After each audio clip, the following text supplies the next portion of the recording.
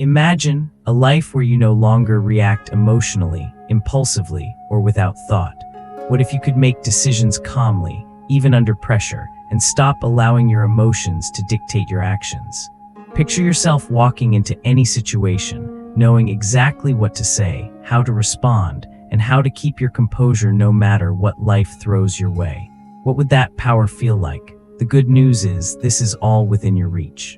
In this audiobook, we're going to break down the 4 key areas of control that, when mastered, will change your life.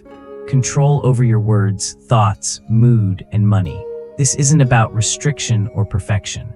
It's about direction, taking charge of your life, not through force, but through awareness, intention, and inner strength.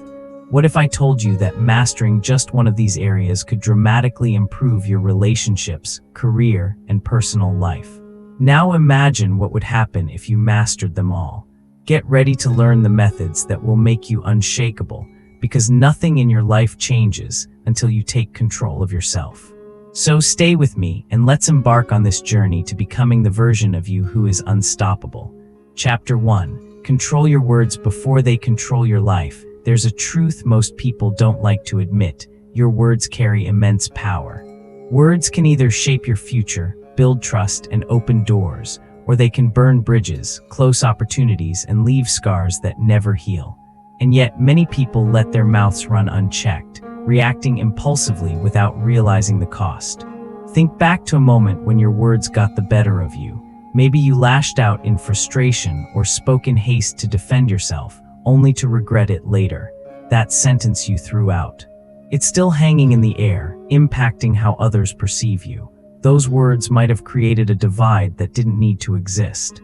It's not just about what you say, it's about how you say it and when. Timing, tone, and the precision of your language can either make or break a situation. Words, when controlled and deliberate, are like powerful tools in the hands of a craftsman. But when left uncontrolled, they become dangerous, destructive forces. Here's the key. Your words are a reflection of your inner state. When your mind is chaotic, when your emotions are on high alert, your words will follow that energy. They'll be sharp, reactive, and often regretful. But when you cultivate calmness, clarity, and self-control, your words become measured, intentional, and authoritative. The best communicators are not the ones who talk the most. They are the ones who speak the least but with precision. They know the value of silence. They know that what they choose not to say can be just as powerful as the words they do speak. So how do you gain this control? The answer is simple but difficult. Pause. It sounds easy enough, right? But pausing before you speak is the single most transformative action you can take. That moment of silence is where clarity lives. When you feel your emotions start to rise, when you're tempted to defend yourself or lash out, take a deep breath. Count to 2, pause. In that pause, your mind steps forward, your clarity emerges, your intelligence takes over instead of your impulsive feelings. This is where self-mastery begins. And it's not just about holding back anger or frustration. It's about consistently choosing to speak only when your words will help, not harm. Think about it. How many times have you said something out of anger or stress, only to realize later that your words were based on temporary emotions that didn't align with your long-term goals? How much emotional energy have you spent defending yourself unnecessarily? This is the power of a disciplined mouth, choosing to speak only when it serves your bigger purpose. Let me tell you about Chris. Chris was always the guy who spoke without thinking. He reacted quickly, often interrupting, defending, or even attacking when someone questioned him. He'd say things in the heat of the moment and later feel the weight of his words. Relationships were strained, opportunities slipped away. One day, after a particularly awkward confrontation with a colleague, Chris realized something. He didn't regret the opinions he shared, but he regretted the way he shared them. His words were not the problem, his impulse was. He learned that he didn't need to react to every situation. In fact, by speaking less and pausing more, he actually started to earn more respect. People listened to him more carefully. His ideas carried more weight because he didn't waste his words. From that day on, Chris practiced the art of pausing. He started to speak less, but when he did speak, his words had purpose. He was no longer caught in the trap of emotional outbursts. His career flourished. his personal relationships deepened. The simple act of controlling his mouth completely transformed his life. Now, I'm not saying you should become someone who speaks in monotone, or worse, become completely silent. What I'm suggesting is that you learn to speak from intention, not impulse. Purposeful speech is powerful. It's clear, it's calm, it's strong, and here's a simple rule to start practicing today. Before you speak, ask yourself, will this help me or hurt me? If it's likely to hurt your cause or cause unnecessary harm, don't say it. If it's going to help, speak it with clarity and intention. When you take control of your words, you take control of your future. Nothing changes in your life until you change how you speak. If you're enjoying this audiobook and want more powerful life strategies, don't forget to subscribe to Blue Wave Audiobook. Stay tuned as we dive deeper into how you can master your words, thoughts, emotions, and finances to unlock your highest potential. Chapter 2, Mastering the Art of Holding Your Tongue. There's an often overlooked truth that's crucial to understand. The most powerful people aren't the ones who speak the loudest or the fastest. In fact, the quietest ones often hold the most influence. Why? Because they've mastered the art of holding their tongue. Imagine a scenario where you're in a heated conversation. You feel the urge to speak, to defend yourself, to clarify, to correct. It's instinctive. After all, you've been conditioned to respond, to react. But here's the secret. The strongest people in these situations don't react immediately. They pause, and in that pause, they gain control, not just over the conversation, but over themselves. In fact, the act of choosing not to speak is one of the most powerful forms of self-discipline you can ever learn. It might seem unnatural at first, especially when you're used to defending yourself or fighting for your point of view. But learning to hold your tongue in moments of tension is a skill that will elevate your life in ways you never imagined. When you hold back your words, you're not being passive or weak. In fact, you're showing incredible strength. You're choosing to observe rather than engage impulsively. And this doesn't just apply to conflicts. It's applicable in every area of life. Whether you're at work, in relationships, or even just in everyday conversations, the ability to hold your tongue and choose when to speak can reshape your influence and the way others perceive you.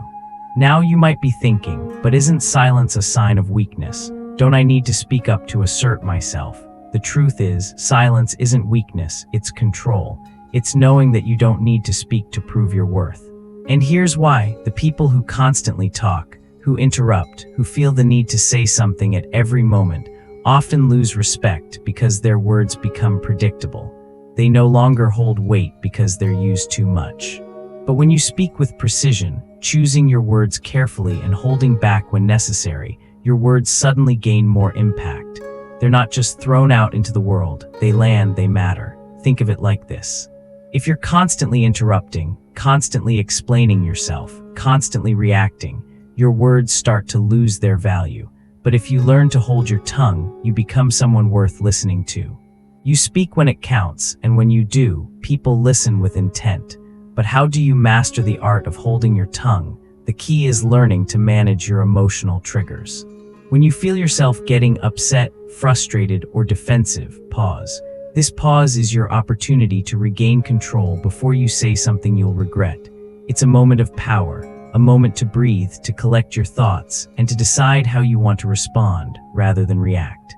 Let me tell you about Lena. Lena was always quick to react. If someone criticized her at work, she would defend herself immediately. If someone challenged her, she would try to prove her point, no matter what. But over time, she realized that her constant need to engage in every conversation was not earning her respect. It was actually making her look unstable and unpredictable. One day, after a tense meeting where she felt criticized unfairly, she chose to do something different. She took a deep breath, let the words hang in the air, and didn't respond immediately. She chose silence instead of her usual emotional reaction. In the silence, she regained her power, and the result, people noticed. Her colleagues started to view her as someone who doesn't fold under pressure. She wasn't just another person in the room, she was someone who could handle herself in difficult situations. Lena continued practicing this art of silence. The next time someone said something disrespectful, Instead of jumping in with a defense, she held her tongue. She didn't speak until she had clarity, and the more she did this, the more respect she gained. Her words started to hold more weight, and people began to approach her differently. She wasn't just a voice in the crowd anymore. She was a force to be reckoned with. The power of holding your tongue is undeniable. When you hold back your initial reaction, you give yourself space to respond with intent. And that makes all the difference. Let's break it down. 1. You can hold back your words when others are trying to provoke you. This shows emotional control. 2. You can pause before defending yourself and allow yourself the time to think clearly. 3. You can choose silence over a reaction, because silence often speaks louder than words. In the long run, people will start to see you as someone who's calm under pressure. They'll respect your restraint. And they'll start to approach you differently, not with haste or defensiveness, but with thoughtfulness. Now, let's look at the power of strategic silence in action. Imagine you're at work and you're asked to take on a project that you know will overwhelm you. Instead of immediately agreeing out of a fear of disappointing your boss or coworkers, you pause. You take a moment to assess the situation, weigh your options, and then respond in a calm, controlled manner. By doing this, you've not only protected your time and energy, but you've also established boundaries. You've shown that you're in control of your choices. This might feel uncomfortable at first, especially if you're used to saying yes to everything. But as you practice holding your tongue, you'll realize that this restraint doesn't make you weaker, it makes you stronger. It sends a message to others that you value yourself and your time. And once you've mastered holding your tongue, you'll notice a powerful shift in how people respond to you. You might be wondering, but how can I make this a habit? It starts with being aware of your emotional triggers. Every time you feel the urge to respond impulsively, recognize it as a moment to pause. Over time, this will become second nature. If you're feeling inspired by the power of silence and want to learn more techniques to help you live with intention and control, don't forget to subscribe to Blue Wave Audiobook for more life-changing insights. Let's continue to dive into how you can truly master self-control and unlock your potential. Chapter 3. Train your mind to resist impulses. There's a battle that most people fight every day, a battle that isn't fought in the world around them, but deep within themselves. It's the battle between immediate gratification and long-term success, between the quick, emotional impulse that pulls us one way and the clear, intentional thinking that can lead us to greater things. Most of us have been there, feeling an urge to act before we've even had the chance to think. Whether it's spending money on something you don't need, snapping back at someone who's irritated you, or overeating because it's easier than facing your emotions, these impulses feel real and they feel urgent. But here's the truth: impulses are the enemy of progress. Resisting impulses isn't just a matter of willpower. It's about understanding the internal battle we're constantly in and learning how to win it every single time. The key: learning to recognize when your mind is leading you astray and developing the tools to shift your focus before you make decisions you'll regret. Let's break this down. Impulses are fast. They're often driven by emotion, fear, stress, anxiety, excitement. And because they are emotional, they come with a strong sense of urgency. The first thought is always reactive. It's fueled by your emotions, which means it's not always the most logical or wise choice.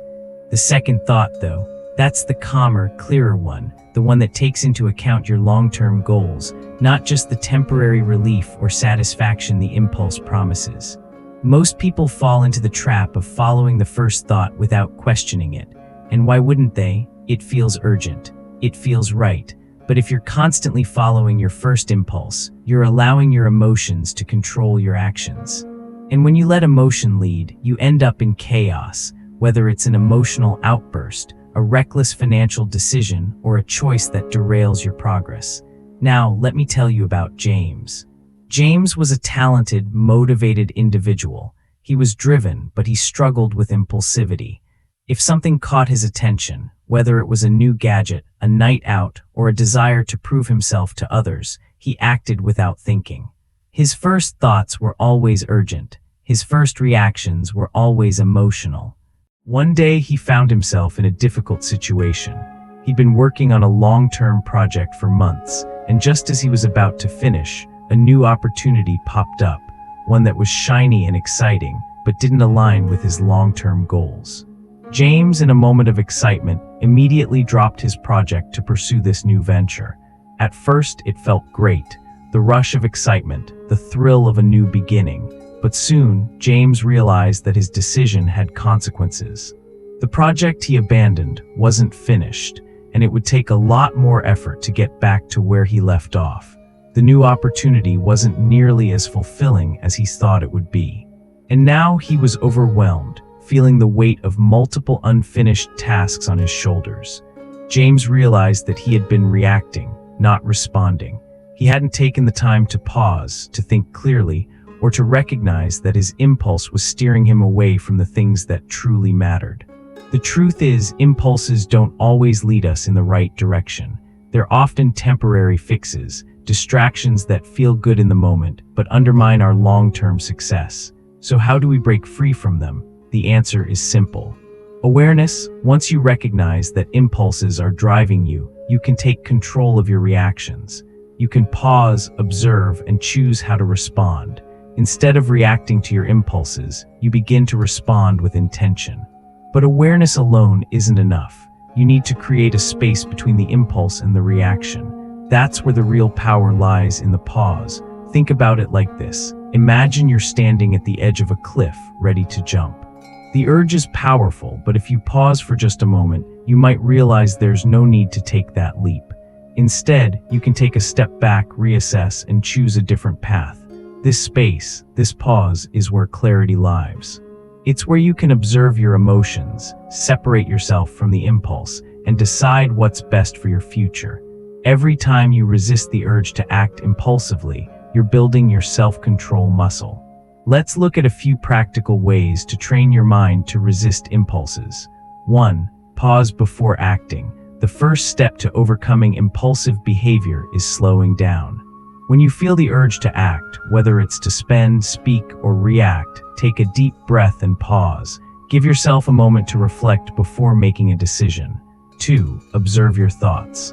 When you're in the heat of the moment, your emotions are often the loudest voice, but your thoughts are just suggestions. You don't have to follow them. By observing your thoughts, you can create distance between your emotions and your actions. 3. Ask yourself, is this decision aligned with my goals? Whenever you're faced with an impulse, ask yourself if it's in line with your long-term goals. Is this decision moving you closer to your desired future, or is it just a temporary fix? 4. Practice redirecting your focus. If you're feeling overwhelmed by an impulse, shift your focus to something grounded, your breath, your next step, or your values. Redirecting your attention allows you to regain control of your mind. 5. Take intentional action. Once you've observed the impulse and redirected your focus, take action that aligns with your goals.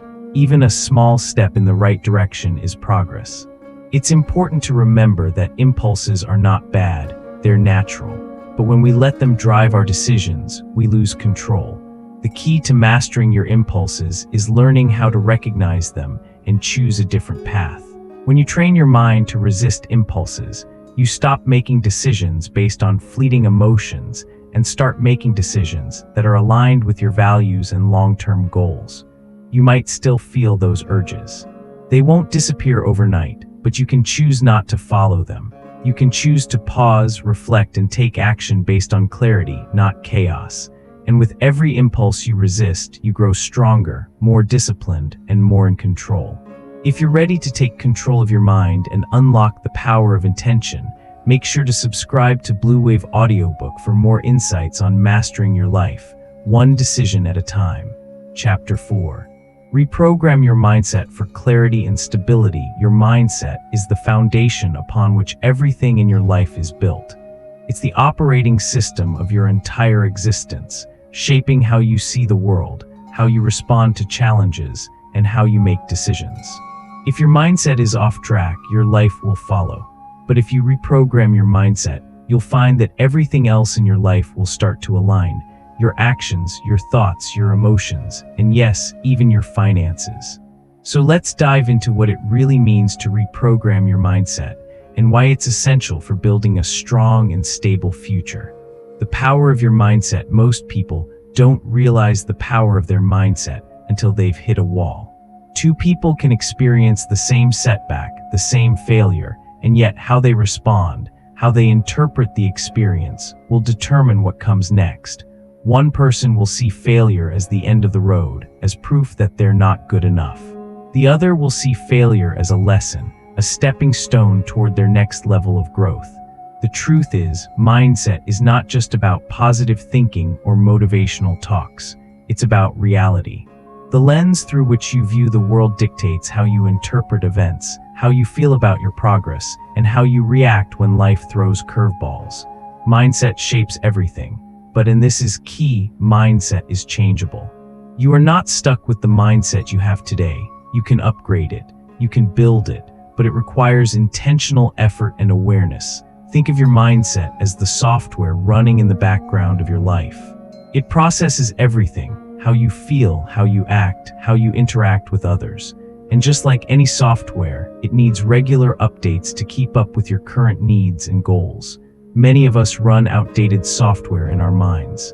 We have outdated beliefs that no longer serve us, beliefs that were formed when we were children or through difficult experiences that left scars. And these outdated beliefs, these mental scripts, are running the show. They're keeping us stuck in patterns that we don't even recognize. But the great news is, you can update the software. The importance of rewriting your internal scripts. Here's a simple truth. You are not the sum of your past mistakes, failures, or struggles. But if your mindset hasn't changed since the last time you failed, then your future is likely to look the same.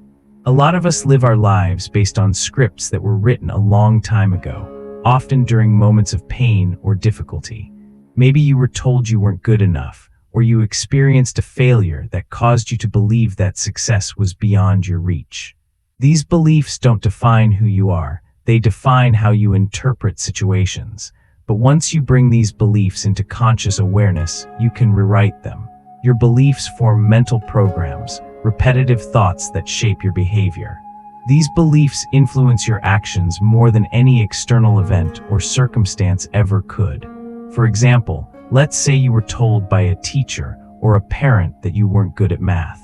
That message might have stuck with you for years, shaping your belief that you aren't capable of succeeding in fields that require strong analytical skills. So when an opportunity to work in data analysis or engineering comes up, you may avoid it, even though you're more than capable of succeeding in those areas. Why? Because the belief in your inability is running the show. Now, let's flip the script. Instead of believing that you're incapable, you could start rewriting your internal dialogue. Start telling yourself that you can learn and you are capable. It's not about ignoring reality. It's about upgrading your internal software so that it serves you, not limits you. How to identify and rewrite limiting beliefs. To begin reprogramming your mindset, you first need to identify the limiting beliefs that are holding you back. Here's a simple exercise. 1. Reflect. Take some quiet time to reflect on your past. What messages did you receive growing up? What beliefs have you carried into adulthood? 2. Identify. Start to identify the beliefs that feel limiting. Maybe you think you can't succeed in certain areas because you've always been bad at it. Or maybe you've convinced yourself that money doesn't grow on trees, so you avoid investing or saving for the future. 3. Challenge. Once you've identified a limiting belief, ask yourself, where did this belief come from? Is it really true, or was it based on a past event? Are there people who have overcome this belief? 4. Rewrite. After you challenge your belief, rewrite it in a way that serves your goals. For instance, instead of thinking, I'm bad with money, rewrite it as, I'm learning how to manage my money better every day. The key to this exercise is repetition. Once you rewrite a belief, start practicing it consistently. Replace your old thought patterns with the new ones until they become natural. Mindset is the lens through which you see the world. Your mindset doesn't just affect the way you act. It affects how you see the world, and how you see the world influences everything. Let me give you an example. Imagine two people facing the same challenging situation. Maybe they both lost their jobs. One person sees this as a devastating blow an end to their financial stability. They feel defeated, unsure of what to do next, but the other person sees it as an opportunity to pivot, to try something new, to learn new skills. They see failure as temporary, a bump in the road, not a dead end. The event was the same for both of them, but the mindset they brought to the situation made all the difference. One mindset was focused on growth, while the other was focused on fear and defeat. Building a clearer, more stable mindset. Now that you know how important mindset is, how do you go about building one that is clear, strong, and resilient? How do you create a mindset that supports your success instead of hindering it? Here's how. 1. Shift from fixed to growth mindset. People with a growth mindset believe that their abilities can improve with time and effort. They see failure as part of the process, not as something that defines them. To build a growth mindset, start seeing challenges as opportunities for growth, not obstacles. 2. Practice positive self-talk. Your thoughts are powerful. Instead of thinking negatively, start changing your inner dialogue. Replace "I can't" with "I will try" or "I am learning how to." Self-talk shapes your beliefs, and your beliefs shape your reality. 3. Set clear, intentional goals. A clear mindset is rooted in clear goals. When you have a roadmap for your life, you don't get distracted by every curve in the road. Start setting goals that are aligned with your values, and make sure your actions support them. 4. Surround yourself with positive influences. The people around you can either build you up or tear you down. Surround yourself with those who support your growth, who challenge your limiting beliefs, and who help you stay focused on your goals. 5. Be patient and consistent. Reprogramming your mindset isn't an overnight process. It takes time, effort, and consistent practice. But with each step you take, your mindset will grow stronger, clearer, and more stable. The bottom line: reprogramming your mindset is not about pretending to be someone you're not. It's about updating your internal software, replacing outdated beliefs with empowering ones that reflect the person you want to become. When you take control of your mindset, everything else will follow. You'll begin to see challenges as opportunities. You'll stop sabotaging yourself with limiting beliefs, and you'll develop the clarity and stability needed to build the life you desire. Your future is in your hands. Your mindset is the key that will unlock it. And once you learn how to reprogram it, you'll never look at life the same way again. If this chapter resonated with you, consider subscribing to Blue Wave Audiobook for more transformative insights into mastering your life. You're just one mindset shift away from a whole new reality. Chapter 5. Build emotional discipline. There's a quiet truth most people don't realize until life forces them to learn it. Without emotional discipline, nothing in your life stays stable. Not your relationships, not your goals, not your habits, not even your sense of self. You can have all the right intentions, all the right plans, and even the best opportunities. But if your emotions are allowed to swing wildly without any control, everything you've built becomes fragile. You start strong, but collapse under pressure. You feel motivated one day and defeated by noon. You commit to change, but abandon it the moment discomfort shows up. Life becomes a cycle of starting over. Emotional volatility makes everything feel like a battle. And if you're fighting emotions all the time, you're not focused on the real goals. Let's explore what emotional discipline really means and how it can transform your life. The power of emotional discipline. Emotions aren't the enemy. The enemy is emotional impulsiveness, the act of letting emotions take control and dictate your decisions. In fact, emotional discipline is not about suppressing how you feel. It's about ensuring that your feelings don't dictate your direction. Think about it. You can feel anger without becoming destructive, fear without being paralyzed, sadness without collapsing, and pressure without losing control. Emotional discipline is the ability to feel fully and respond wisely, not react impulsively to every emotional spike. Without emotional discipline, you might say things you regret in a moment of anger. You might act rashly out of fear, or avoid uncomfortable situations just to feel better in the moment. The problem isn't that you feel those emotions. The problem is that they control your actions, and when they control your actions, you don't make decisions based on your values. Instead, you make decisions based on temporary feelings. How emotional impulses ruin stability. Have you ever reacted to a situation in anger, only to realize later that it escalated things unnecessarily? Or maybe you've made a decision while anxious, only to feel regret when the dust settles. These are the moments where emotional impulses are steering the ship, not your true self. What happens when we don't have emotional discipline is that our moods hijack our decisions. A bad mood can turn into a bad decision. A moment of frustration can lead to a conflict that didn't need to happen. A wave of insecurity can lead to impulsive purchases that drain your finances. Emotional impulsiveness breeds instability in every area of your life: relationships, work, finances, even your health. But here's the thing. You can choose a different path. The key is recognizing the emotional impulse before it controls you. It's learning to pause when you feel triggered and making decisions based on your values, not your feelings. Why emotional control is the foundation of everything else. You've heard it before, and it's worth repeating. Your emotions are valid, but they are not instructions. They are signals. Temporary information that must be interpreted, not blindly obeyed. If you can learn to separate yourself from your emotions, then the emotions themselves lose their power to dictate your life. This is the essence of emotional sovereignty.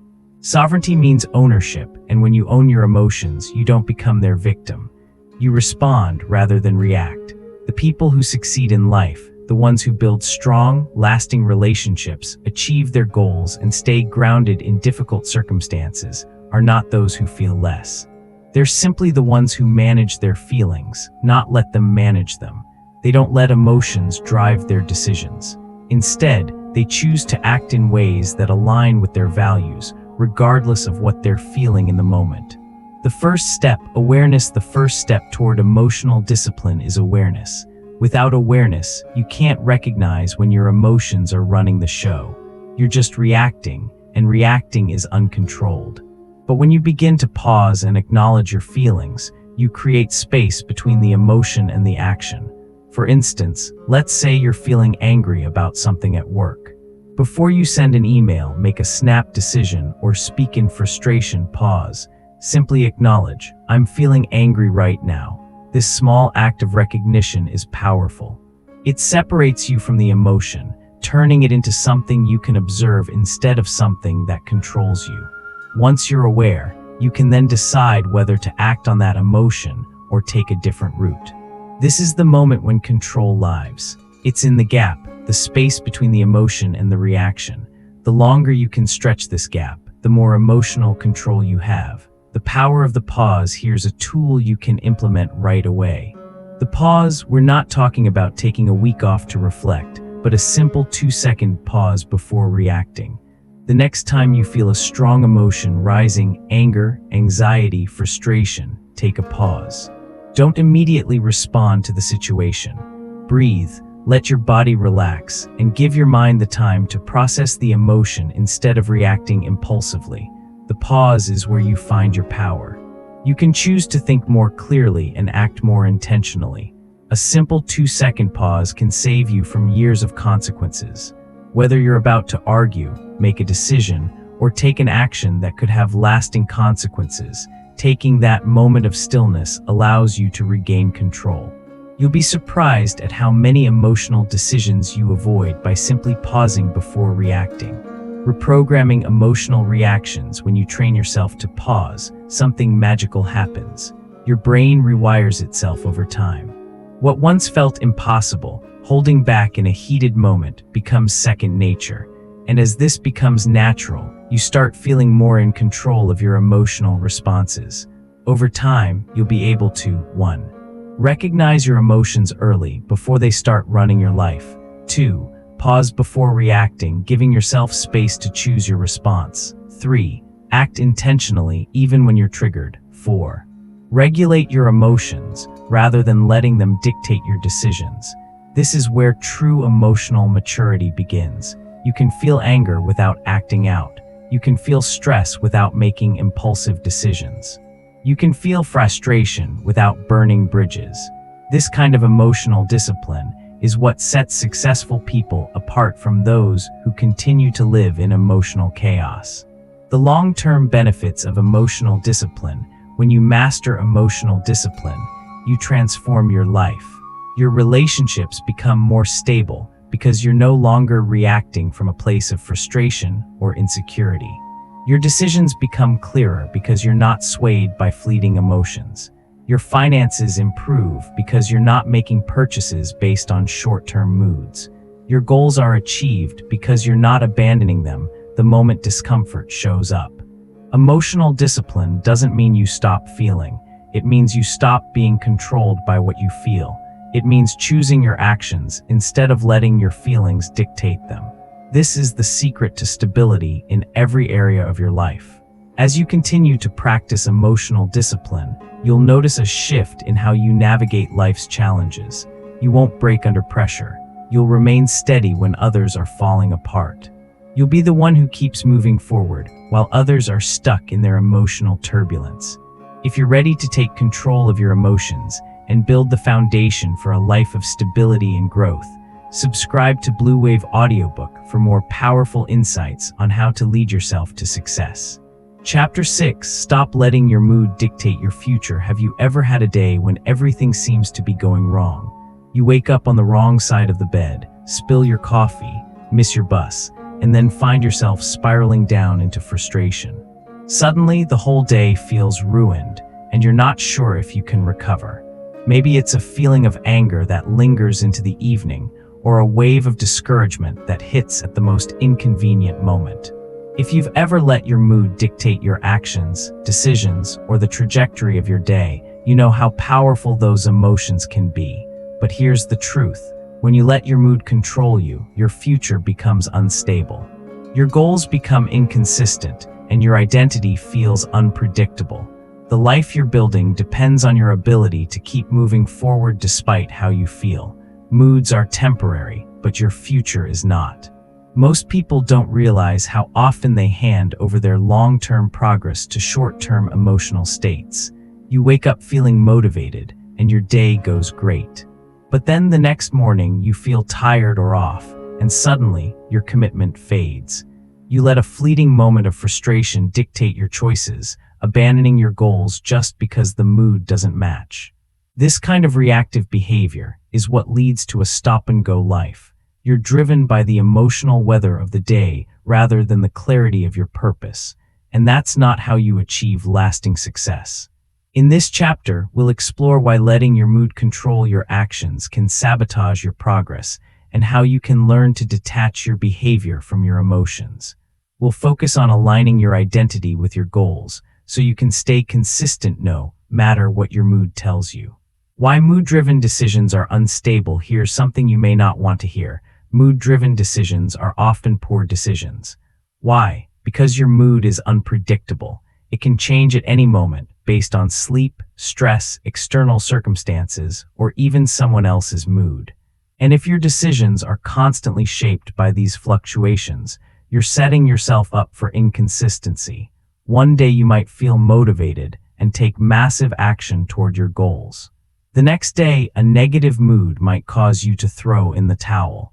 A bad day at work could lead to you skipping your workout. Feeling stressed could lead to an impulse purchase.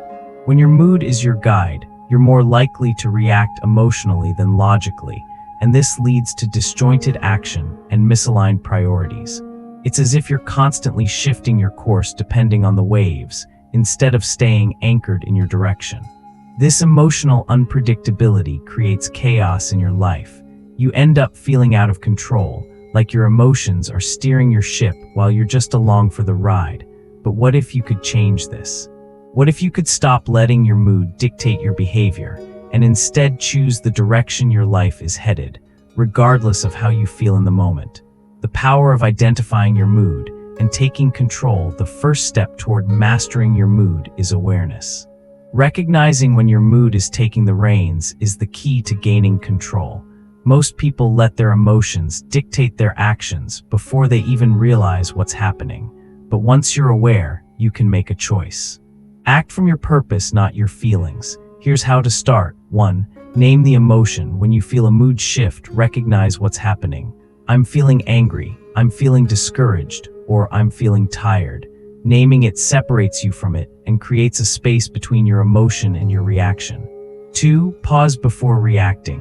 When your mood shifts, pause for a moment. This might feel uncomfortable at first, but this moment of silence creates clarity. It allows you to think logically before you react impulsively. 3. Choose your response, not your reaction. After you've identified the emotion and paused, you can now choose to respond intentionally rather than react from your mood. Ask yourself, is this action aligned with my goals? Is this going to help me get closer to my future? By pausing and creating space between your emotional impulse and your response, you'll be able to make clearer decisions and stay grounded in your purpose, not your mood. What happens when you let mood dictate your actions? When you let your mood call the shots, you create a turbulent life. Your decisions become inconsistent, and you may end up abandoning your commitments whenever a bad mood hits. You might find yourself making impulsive decisions, missing out on opportunities, or abandoning your goals. This isn't just frustrating, it's unsustainable. It's easy to think that emotions are the natural guiding force of your actions, but the reality is that moods can mislead you. They often don't reflect the bigger picture of your life and goals. A bad day or a passing frustration doesn't define who you are or what you're capable of. But when you let your mood dictate your choices, you end up building a life that's based on temporary feelings, not long-term goals. It's like trying to drive a car while constantly swerving to avoid potholes. Sure, you might dodge the bumps in the road, but you're not headed in a straight line to your destination. The importance of acting from identity, not mood. Instead of letting your mood decide your actions, your identity should be the anchor that keeps you steady. Your identity is what you believe about yourself, your core values, your beliefs about what's possible, and your vision for your future. When you align your behavior with who you are, rather than how you feel in the moment, you can stay consistent even when emotions are high. Think of it this way: your identity is like the root system of a tree. The tree's leaves and branches may sway in the wind, but the roots keep it grounded. The wind or your moods may shift, but the roots, your identity, ensure that you remain strong and rooted in your purpose. When your actions align with your identity, your goals become more achievable. You can push through tough moments, stay disciplined when you don't feel like it, and keep your focus on your long-term vision. How to break free from mood-driven living. Breaking free from mood-driven living is all about recognizing that you are not your emotions. Emotions are simply signals. They are temporary, but your values and purpose are permanent. Once you learn to separate your emotions from your actions, you can begin to live a purpose-driven life rather than a mood-driven one. Here's how you can start. 1. Create a morning routine. Set the tone for the day by aligning with your values first thing in the morning. This could include journaling, meditating, or setting your intentions for the day. By grounding yourself in the morning, you'll be more likely to make intentional choices throughout the day. 2. Set non-negotiable standards. Identify the behaviors you want to be consistent with: your discipline, your commitments, your goals. These standards should be unwavering, no matter what mood you're in. When your actions align with these standards, you build the momentum necessary for success.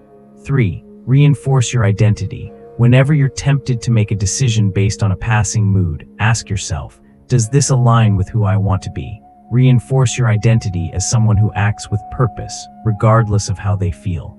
4. Act in spite of your emotions. When emotions hit, don't wait for the mood to pass before you take action. If you wait until you feel like doing something, you'll never do it. Instead, act in spite of your emotions, and the action will help shift your mood. The ultimate truth about your mood and future, the most powerful thing you can do for your future, is detach your decisions from your moods. When you align your actions with your identity and purpose, your mood becomes irrelevant. The future you want is created by consistent actions, not fluctuating feelings. This is what separates people who succeed from those who struggle. It's not that successful people never feel frustrated, tired, or anxious. They do, but they don't let those emotions dictate their actions. They move forward anyway. When your identity leads, your moods become just passing moments. They don't control you, you control your response to them.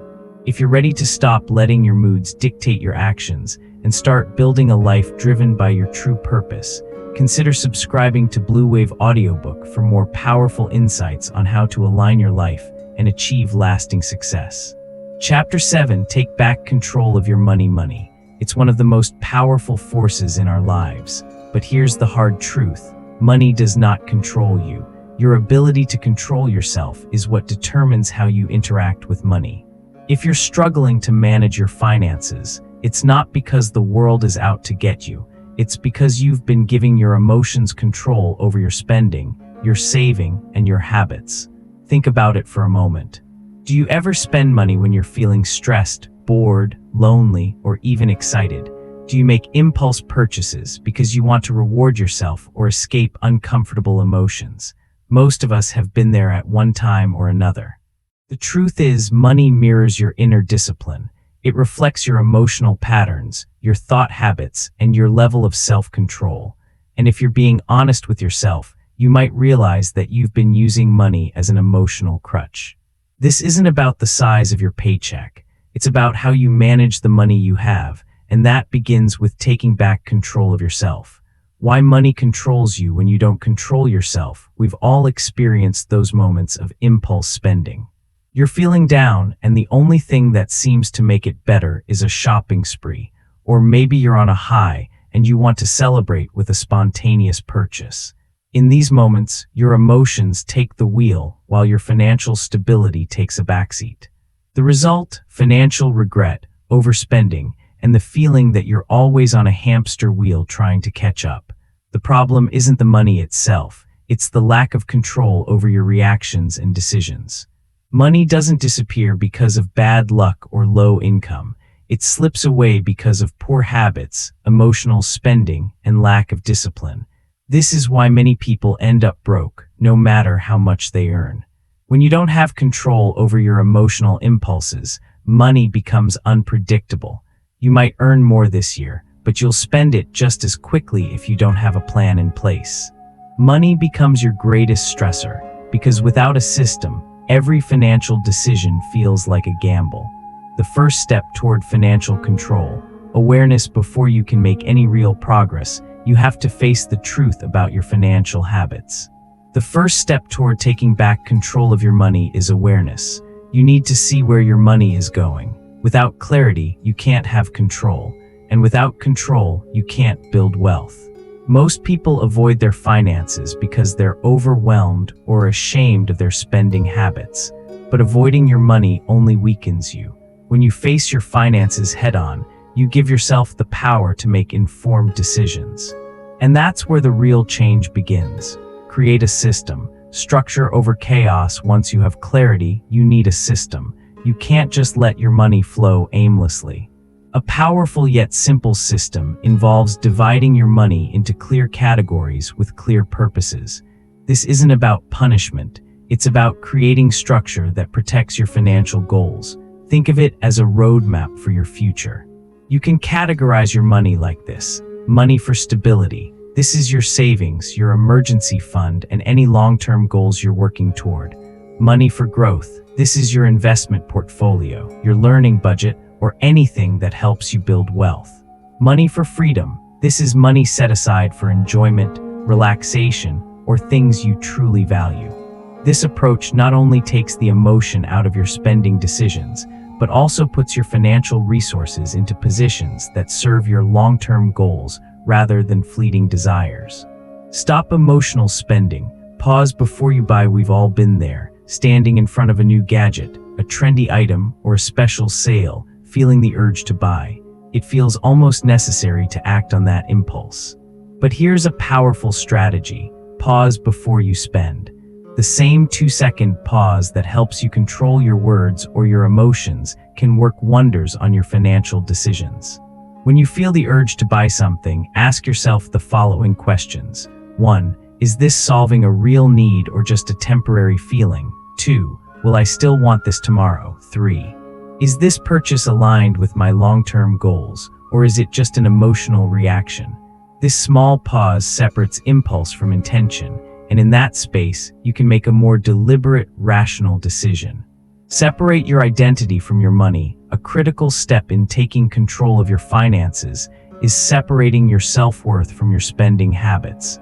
Many people use money to feel validated, to impress others, or to fit in. But when you buy things to measure your worth, you'll never feel truly secure. You'll always be chasing that next purchase to fill an internal void. Your value is not determined by what you can buy. You are not defined by your material possessions. True financial maturity begins when you stop trying to impress others with your purchases. Instead, you focus on securing your future. When you stop tying your identity to your income and start tying it to your ability to manage your resources, you'll begin to build lasting financial strength. How to build wealth. Consistency over intensity. Building wealth doesn't happen overnight. It's not about one lucky break or a sudden windfall. Wealth is built slowly, through small, consistent habits. It's about steady, disciplined actions taken day after day. One of the most powerful habits you can build is saving first. Instead of saving what's left over after you've spent, make saving the first decision you make when you get paid. Set aside money for your future before anything else. This simple shift will help you move toward long-term financial freedom. Additionally, tracking your spending is a crucial step toward financial control. Most people don't track where their money goes, which leaves them vulnerable to impulse spending. When you track your expenses, you get real clarity on where your money is going, and that's the first step toward taking it back. Mastering emotional spending. In addition to structuring your finances, you must master emotional spending. We've all been guilty of buying something because we were feeling stressed, anxious, or wanting to avoid discomfort. Emotional spending may offer short-term relief, but it only adds to long-term instability. When you choose to save instead of spend, you're not just preserving money, you're reinforcing a new identity.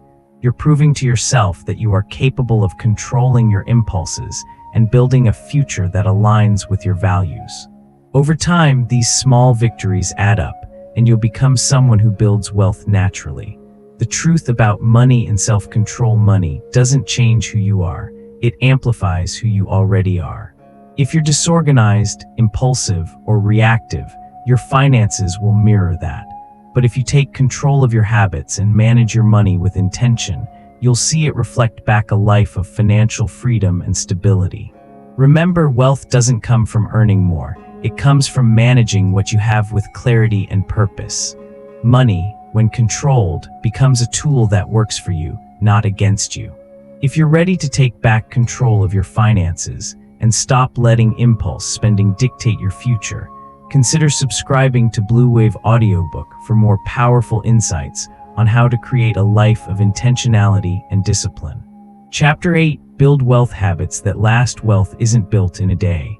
It's not something that happens in one lucky stroke or a sudden breakthrough.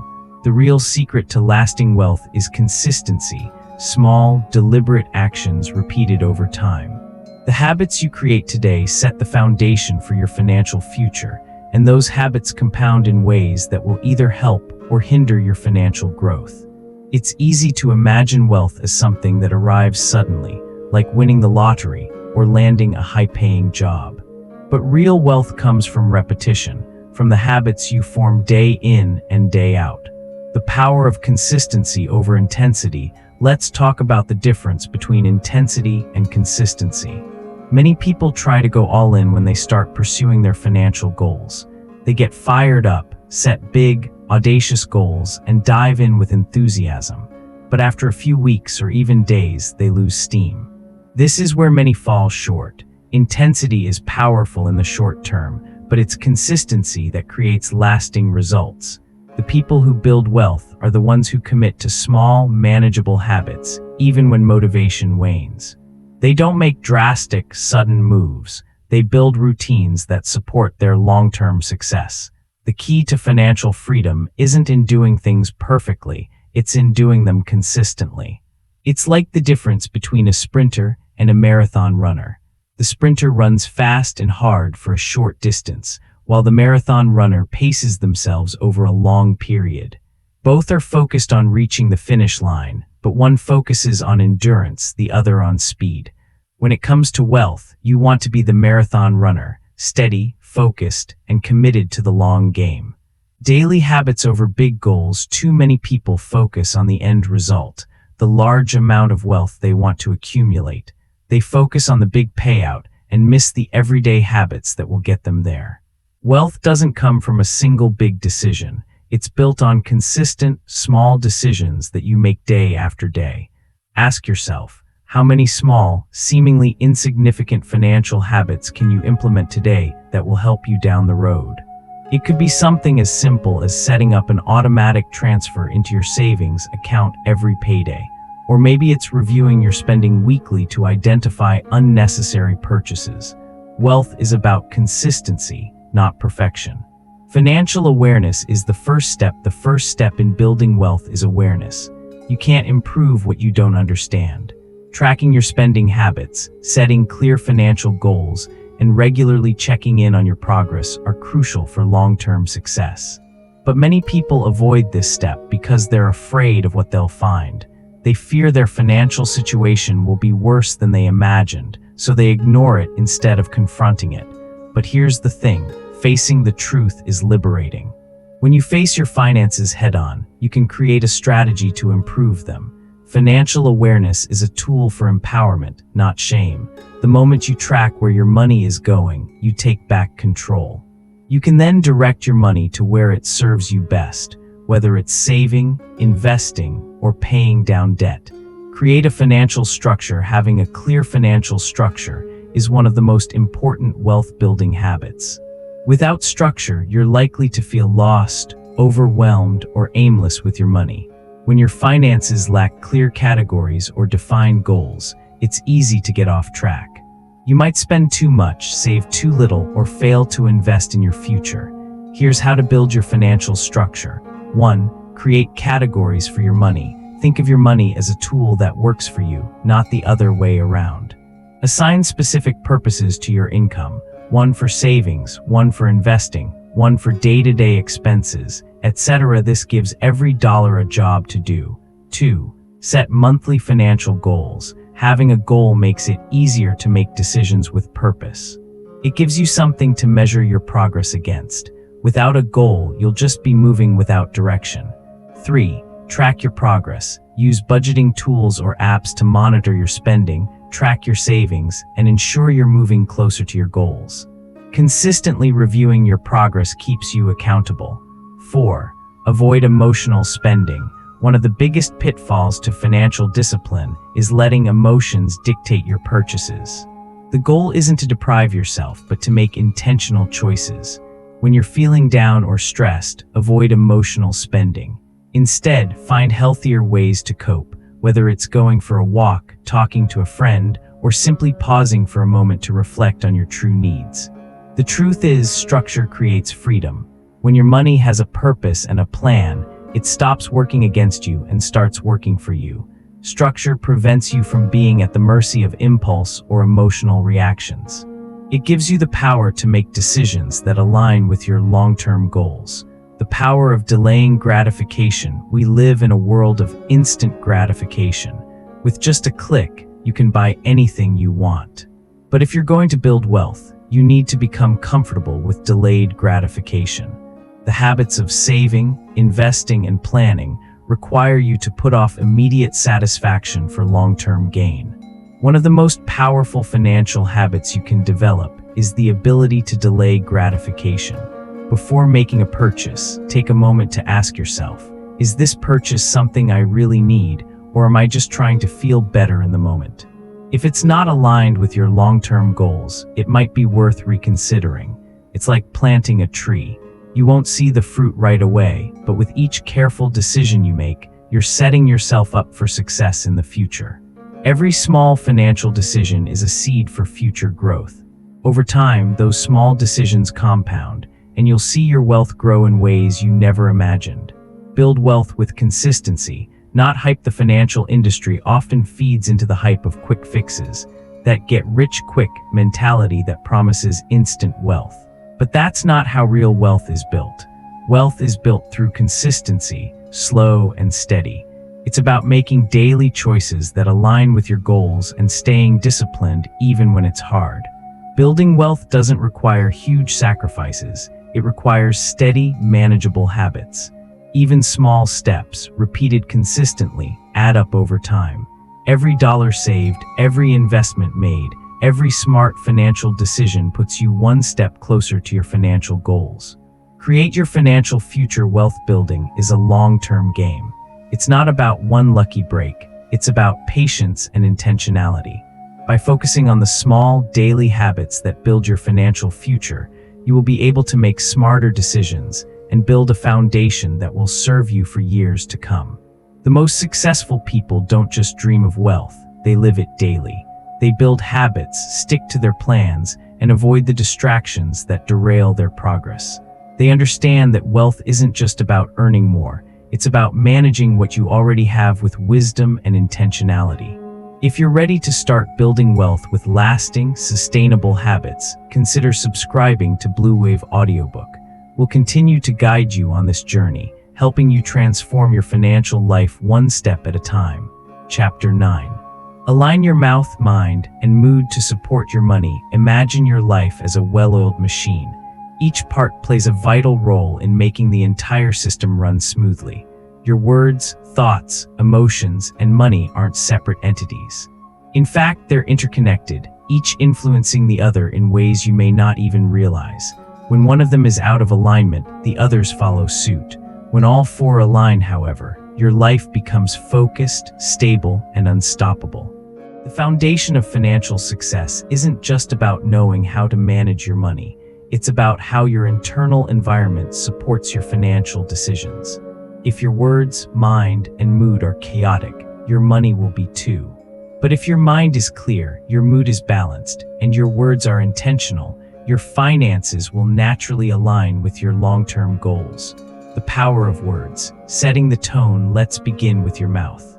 The words you speak create the emotional tone of your life, and this tone extends to how you handle money. If you speak impulsively, if your words are rash or defensive, you may find that your relationships and financial decisions suffer. On the other hand, if you speak intentionally, with a clear purpose and grounded emotion, your financial life will begin to reflect that same clarity. When your words are disciplined, your environment feels safer, your emotions stabilize, and your decisions improve. Consider this: if you speak aggressively, your life will be tense. If you speak negatively, your mindset becomes pessimistic, which can easily spill over into your finances. But when you discipline your speech, you set a foundation of calmness that enhances your financial decision-making. Your words will have weight because they are deliberate, not reactive. The power of thoughts. Directing your mind. Now let's turn to your mind. Your thoughts are more powerful than you realize. They shape everything. A chaotic mind leads to emotional turbulence, which can drive impulsive financial decisions. When your thoughts are consumed by anxiety, fear, or scarcity, your financial decisions often follow that same negative pattern. But when your thoughts are directed, when they are focused on your goals and aligned with your values, you begin to see your money in a new light. Clarity turns into discipline, and that discipline leads to results. A directed mind leads to stable financial actions. Your thoughts affect your actions more than you may realize. If you're constantly thinking about what you lack, your spending may reflect that scarcity. But if your thoughts are focused on abundance and opportunity, your actions will begin to reflect that prosperity mindset, helping you build long-term wealth. The power of mood. Regulating emotional responses. Next, let's look at your mood. Your mood plays a more powerful role than you might think, especially when it comes to your money. A bad mood can influence you to make rash, emotional purchases. An overwhelming day can lead to impulsive spending, even if it goes against your long-term financial goals. When your mood dictates your choices, your financial habits become unpredictable. However, when you regulate your mood, you remove emotional interference from your decisions. A balanced mood lets you make clear, thoughtful financial decisions, and that stability is crucial for building wealth. Consider this: a moment of overwhelm can lead to impulsive purchases. A fleeting feeling of insecurity may cause you to overspend to temporarily feel better. But when you regulate your mood, you stabilize your financial decisions.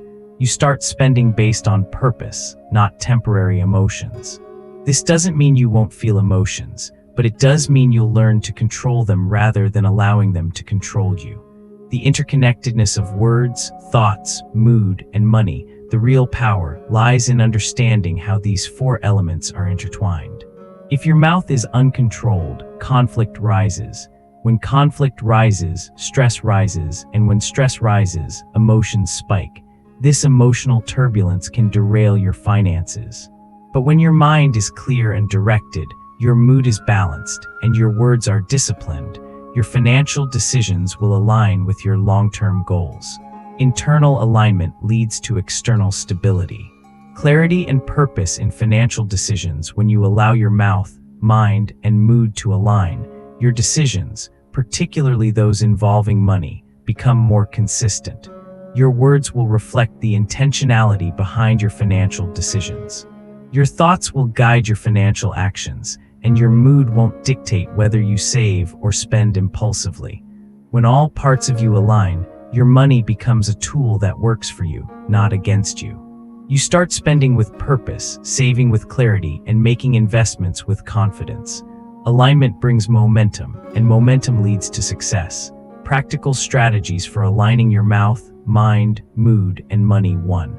Pause before you speak. Don't rush to speak in moments of tension. Give yourself a moment to think before responding. This will help you avoid saying things you regret, and it will also help you remain focused on your long-term financial goals. Intentional words create intentional outcomes. 2. Direct your thoughts. Be conscious of your thoughts. Negative or fearful thoughts about money will hold you back. Redirect your mind towards opportunity and growth. This mental shift will guide your financial decisions and lead you to more stable, prosperous outcomes. 3. Regulate your mood. Don't let fleeting emotions dictate your financial habits.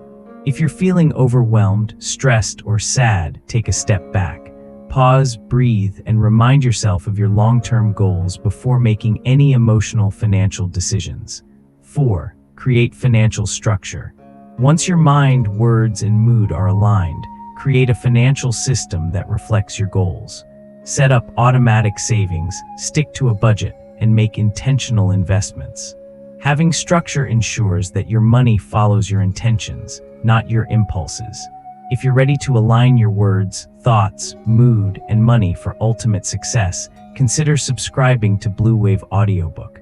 In our next chapter, we'll explore how to take back control of your financial future by mastering your relationship with money.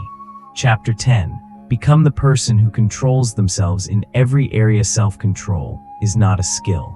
It's a way of being. If you've ever tried to make lasting change in your life, you've likely come across the idea that actions speak louder than words. But what if I told you that who you are at the core shapes every action you take? It's not just about trying harder, it's about becoming someone who naturally practices self-control without even thinking about it. So, let me ask you this. Are you becoming the person you want to be, or are you just hoping to get lucky? A lot of people try to change their external circumstances to create a better life. More money, better job, improved relationships. But the real secret to transformation doesn't lie in changing the outside world. It's about shifting who you are internally. It's about becoming the type of person who naturally makes better decisions. The kind of person who doesn't break under pressure. The kind of person who delays gratification, who holds their tongue, who shapes their thoughts with purpose and intention. This is self-control at its most powerful, when it becomes ingrained in your identity, not just an action you force yourself to do. The truth is, self-control isn't something you're born with. It's something you build brick by brick over time. The more you practice discipline in small areas of your life, the more it becomes a part of who you are. When you build your identity around consistency, clarity, and intentionality, behavior follows. It becomes effortless. Identity drives behavior. Think of self-control as a muscle that you train over time. You can't simply jump into a workout and expect to lift heavy weights. It requires gradual, consistent training. The same goes for controlling your emotions, your impulses, your thoughts, and your decisions. For instance, think about someone who regularly exercises. They don't force themselves to get out of bed every morning. They identify as an active person, so getting up early for a workout feels natural. Similarly, if you identify as someone with self-control, it will feel second nature for you to hold your tongue when provoked, to pause before making decisions, or to resist temptation. Who you believe you are drives your behavior. This is the foundation of personal growth, becoming the person who naturally does what needs to be done, instead of relying on motivation or willpower. The actions follow the identity, not the other way around. The root of change. Identity over willpower. Now, here's the thing. Willpower runs out. It's like trying to power a car with a dead battery. Sure, you can keep trying to push the car, but it's not going anywhere until you recharge. And willpower is the same way. It's powerful in short bursts, but it's unsustainable in the long run if you rely solely on it. Instead, identity is your internal battery pack. It's what keeps you moving forward when the going gets tough. When your identity is rooted in self-control, you will naturally make better decisions, even when you're tired, stressed, or tempted. So, what do you do when your identity is still a work in progress? When you haven't yet developed the level of self-control you desire, you begin by acting like the person you want to become. Start small. If you want to be someone who prioritizes health, don't try to overhaul your whole lifestyle at once. Start with one small change, maybe taking a walk every day. If you want to be someone who saves money, start with saving just a small amount each month. You don't have to be perfect, but every time you make a choice that aligns with your future self, you send a message to your brain. This is who I am. The power of repetition, the beauty of self-control, is that it doesn't require perfection. It requires repetition. Every time you pause before reacting, every time you make a decision in alignment with your goals, and every time you choose long-term benefits over short-term pleasures, you are reinforcing a new identity. This isn't a one-time event. This is a daily practice. Each time you exercise your self-control, you're making it easier to exercise again in the future. The more you practice, the more automatic it becomes. Over time, it stops feeling like an effort and starts feeling like who you are. And that's the key. You are training your mind and body to respond from a place of strength instead of impulse. You don't need to wait until you're perfect or fully disciplined. What you need is consistency. The more you show up for yourself, even in small ways, the more your self-control becomes second nature. Mastering your inner world. So how do you become the person who controls themselves in every area of life? It all begins with mastering your inner world. If you can control your thoughts, emotions, words, and money, you will have everything you need to create a life built on clarity, stability, and long-term growth. Your thoughts are the foundation of everything else. What you think about shapes what you believe. If you believe you can't change, you'll stay stuck. But if you change your thinking, you change your behavior. Your emotions are equally powerful. Emotions are the fuel that drives decisions, but they shouldn't steer the wheel.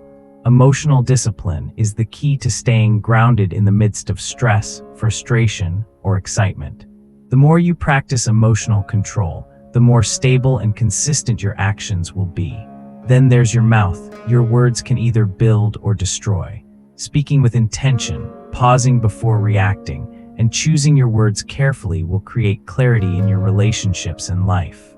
Finally, money. Money isn't the root of all evil, but uncontrolled spending can lead to chaos. Mastering your money habits is essential for building long-term stability and freedom. When you control your money, it becomes a tool for growth, not a source of stress. Small decisions lead to big changes. At the end of the day, small decisions create big changes. Your habits determine your future. Your identity shapes your behavior, and your consistency builds the life you desire. The power to change your life is in your hands. It's not about one big moment of transformation. It's about choosing to become the person who lives with intention. Each decision, each small habit, each act of self-control strengthens your future. Real change doesn't happen by accident. It happens because you decide to take control, day in and day out. When you become the person who controls their words, their mind, their mood, and their money, nothing can shake you. You become a force to be reckoned with. If you're ready to become the person who leads themselves with strength, intention, and discipline, consider subscribing to Blue Wave Audiobook. Let us guide you as you continue to take control of your life, step by step, in the next chapter. Chapter 11, Transform Your Relationships by Transforming Yourself. You'll learn how self-control and intentionality can improve your relationships, both personal and professional. Stay tuned to discover the secrets to creating deeper, more meaningful connections. Chapter 11, Transform Your Relationships by Transforming Yourself. Relationships are the backbone of a meaningful life. Whether personal or professional, your relationships shape how you experience the world and how the world experiences you. But here's a truth most people don't realize until it's too late. The quality of your relationships reflects the quality of your self-control. Think about it. Have you ever been in a situation where you lost your temper, said something you regretted, or let your emotions spiral out of control? How did that impact the people around you? Now, imagine a life where you mastered your emotions, controlled your words, and stayed grounded regardless of external chaos. Imagine how much smoother your relationships would flow. You see, the truth is, you cannot build healthy relationships with unhealthy habits. If you are impulsive, reactive, and emotionally driven, your relationships will reflect that. But if you practice self-control in every area of your life, your mind, your emotions, your words, and your money, your relationships will naturally strengthen. In this chapter, we'll explore how self-mastery leads to stronger, more fulfilling relationships. You will learn how transforming yourself on the inside creates positive changes on the outside, especially when it comes to connecting with others. Control yourself first, then control your relationships. The first step to transforming your relationships starts with transforming yourself. This is one of the most powerful concepts in personal growth. People often try to change their relationships by focusing on others, by changing the way they communicate, the way they react, or by trying to get people to behave differently. But here's the catch: you cannot control how others behave, but you can control how you behave. Self-control is the foundation of healthy relationships. When you learn to regulate your emotions, thoughts, and actions, you bring a level of stability and clarity that others can't help but respond to. The more you grow in self-control, the more grounded you become. This stability radiates outward, positively affecting everyone around you. Think about the most confident and calm people you know. They're not necessarily the loudest or most opinionated, but they exude confidence and respect because their self-control is visible in their actions. They don't speak without thinking, they don't let emotions cloud their decisions, and they don't let other people's chaos disturb their peace.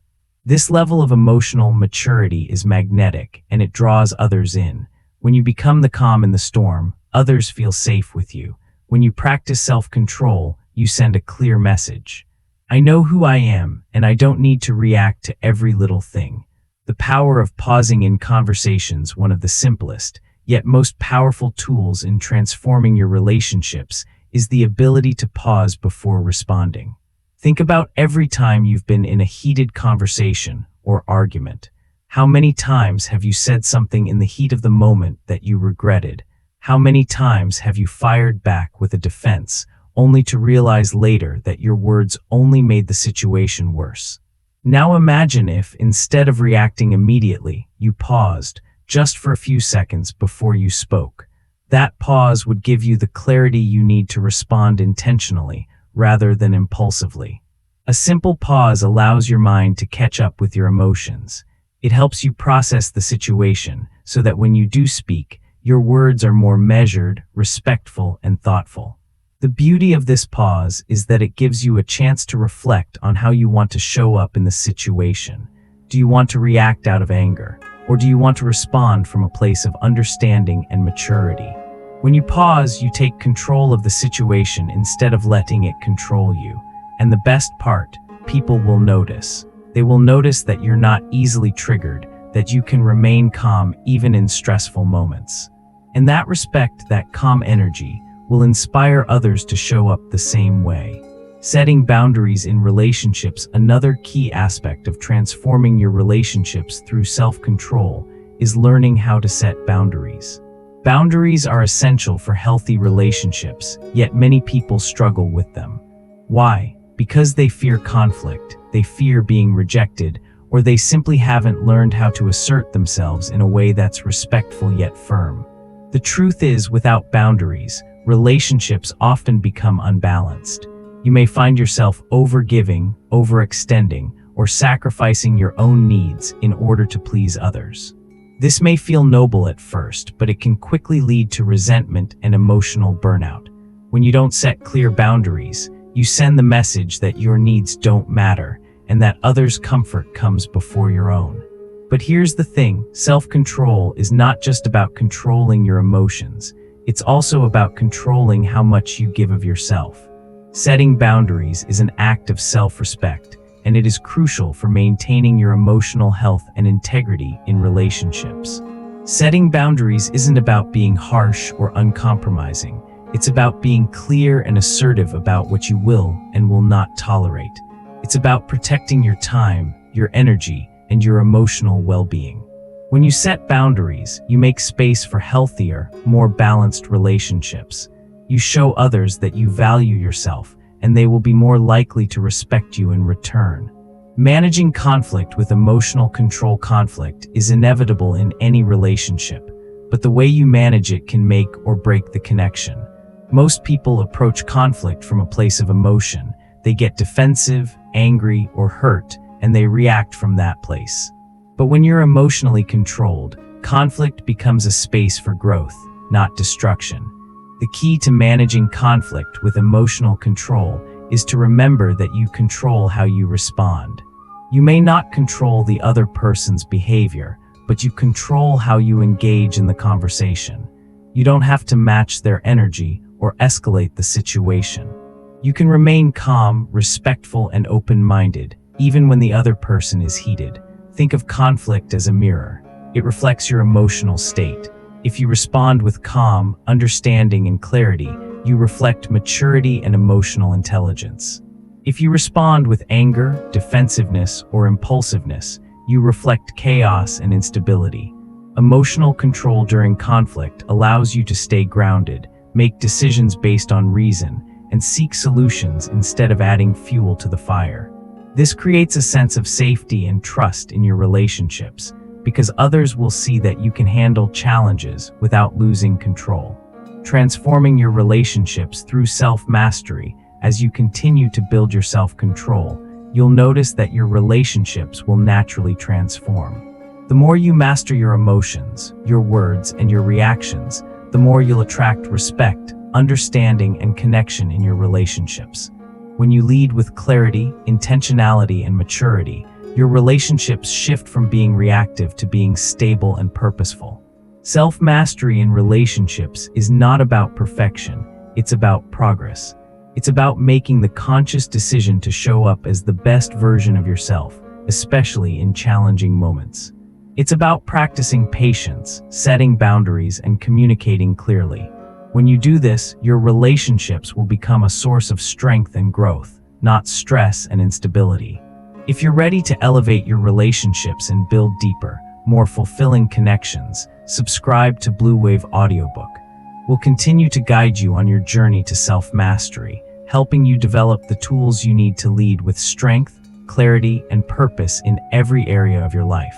Stay tuned for the next chapter, Chapter 12, How to Build Long-Lasting, Fulfilling Connections. In this chapter, you'll learn the key strategies for creating and maintaining relationships that withstand the test of time. Don't miss it. Chapter 12, How to Build Long-Lasting, Fulfilling Connections. We all desire deep, meaningful connections. The ones where you can be completely yourself, feel supported, and trust that the relationship will endure through the highs and lows of life. But here's the reality check. True, lasting relationships don't just happen, they are built. And they aren't built on quick fixes or surface-level connections. They are built on a foundation of mutual respect, understanding, and consistency. In this chapter, we will dive into the art of building long-lasting, fulfilling connections. These are the kinds of relationships that not only withstand the test of time, but grow stronger as you both evolve. We will uncover the key principles that create lasting bonds, the missteps that lead to relational breakdowns, and the strategies that will help you cultivate connections that are fulfilling, sustainable, and supportive. The foundation of every strong relationship, trust and respect. Before you can create lasting connections with others, you must first develop trust and respect, both with yourself and others. Trust is the cornerstone of any healthy relationship. Without it, communication is shallow, feelings are hurt easily, and conflicts become much more difficult to resolve. Respect, on the other hand, is the glue that keeps everything together.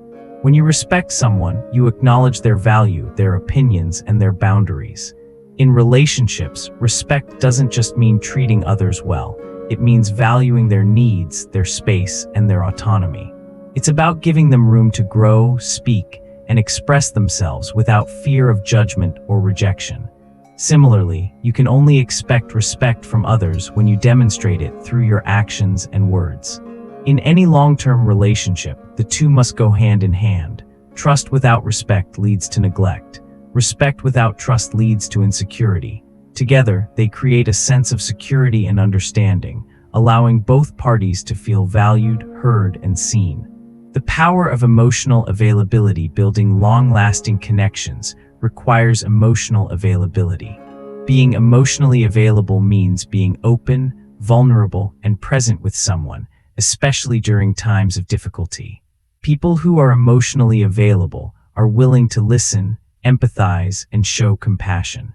They are not only invested in the other person's well-being, but also understand how to express their own emotions in a healthy, constructive way. Many people struggle with emotional availability, especially when they have been hurt in the past. They may shut down, withhold their feelings, or avoid emotional depth to protect themselves from potential pain. But in doing so, they inadvertently block the intimacy and connection needed for a lasting relationship. Being emotionally available doesn't mean sharing every detail of your life or being constantly on for others. It's about being present when it counts, being there for someone when they need you most, listening without judgment, and responding with compassion. It's about letting down your guard and allowing genuine connection to flourish. When you practice emotional availability, you not only strengthen your current relationships, but also build a network of trust and openness that will support you for years to come. The role of communication. Clear, consistent, and compassionate effective communication is the backbone of any successful relationship. You can have all the love, trust, and respect in the world, but without clear and compassionate communication, your relationship will struggle. Unspoken expectations, misunderstandings, and assumptions can quickly lead to frustration and resentment. Clear communication means expressing yourself honestly and openly while also being an active listener. It's about sharing your thoughts, feelings, and desires in a way that respects the other person's perspective and needs. It's about being assertive without being aggressive, empathetic without losing your boundaries, and vulnerable without feeling overwhelmed. In addition to being clear, communication must also be consistent. People often falter in relationships because they are inconsistent in their words and actions. One moment, they are loving and supportive. The next, they are distant or dismissive. This unpredictability can lead to confusion and misalignment. When communication is clear, consistent, and compassionate, it fosters understanding. It makes it easier to resolve conflicts, express love, and stay connected even during challenging times. Creating shared values and common goals. Another key to building lasting relationships is finding shared values and common goals. When you and the people in your life are aligned on what matters most, whether that's family, personal growth, health, or career, your connection grows stronger. These common values provide a foundation for how you operate together, make decisions, and prioritize each other's needs. Shared goals create a sense of collaboration and partnership.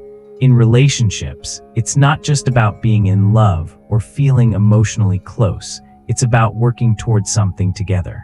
Having common goals in life fosters a sense of purpose, whether it's building a business, starting a family, traveling the world, or simply enjoying life's journey side by side. Even when your values and goals align, it's important to recognize that no two people are exactly the same. In any relationship, there will be moments of disagreement or divergence in opinion. However, shared values provide a strong enough bond to weather these storms and keep moving forward with mutual understanding. The importance of mutual growth and support. Lasting relationships are built on a foundation of mutual growth and support. Both individuals should feel encouraged to pursue their personal dreams, aspirations, and growth, while also supporting each other along the way.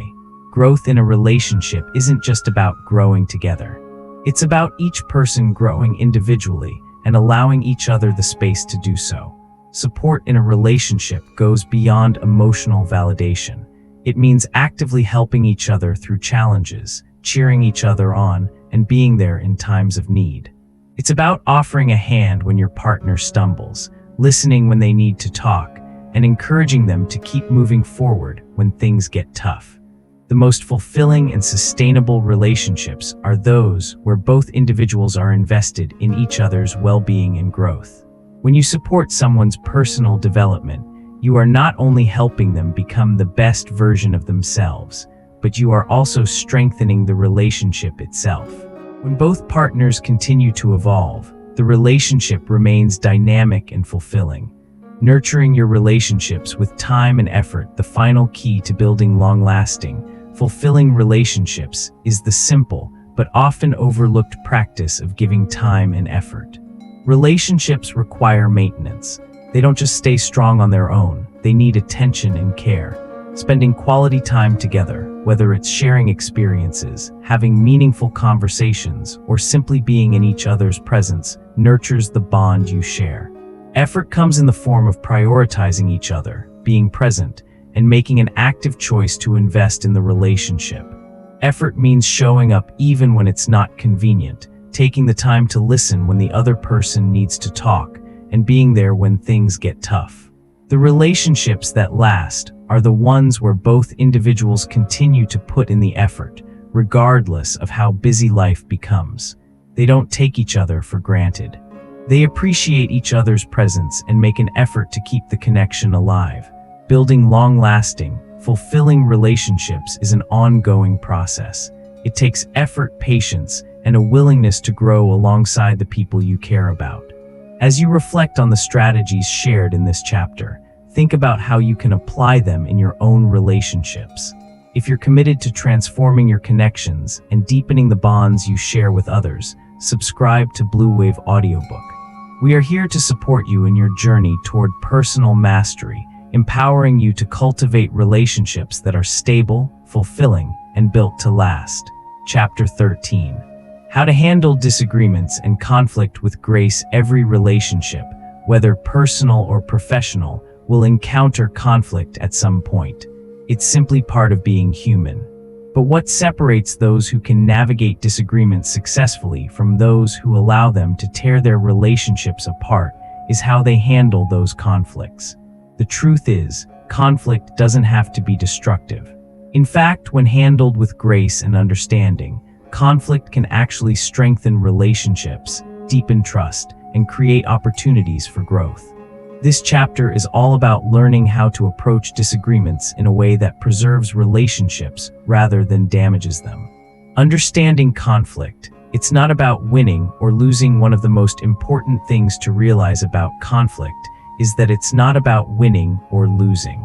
This mindset is what often leads to communication breakdowns, heightened emotions, and lasting resentment. People get so caught up in winning the argument that they forget the true purpose of a disagreement is to understand each other better, resolve the issue, and find a solution that works for both sides. When you enter a conflict with the mentality that you need to win, you automatically put yourself and the other person on opposing sides. This creates a competitive dynamic rather than a collaborative one. The real goal of conflict resolution should be finding common ground, not defeating the other person. Think of conflict as a puzzle. You're not trying to force the pieces to fit your way. You're trying to understand the whole picture and figure out how the pieces can fit together to create a solution that works for both people involved. The power of calm and composure during a disagreement. It's easy to let emotions take over. Anger, frustration, and hurt can cloud your judgment, causing you to speak out of turn or say things you don't mean. This is where calmness comes into play. Remaining composed in the heat of the moment allows you to respond from a place of clarity, not reaction. Emotions are powerful, but when you can recognize and separate them from your response, you gain control. By staying calm, you demonstrate emotional maturity, and this can help de-escalate tense situations. When both people in a conflict maintain composure, the conversation is more likely to remain productive rather than spiral into a heated exchange. One simple tool for maintaining calm is the pause. When you feel your emotions rising, take a deep breath and pause before responding.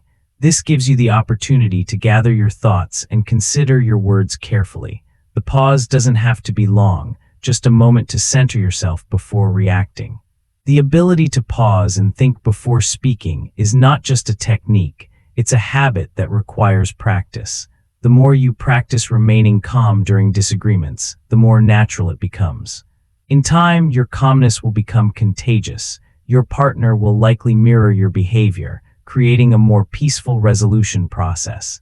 Active listening. The key to understanding effective communication is central to resolving conflict. And active listening is one of the most important communication skills when it comes to conflict resolution. Active listening means listening with the intent to understand, not to respond.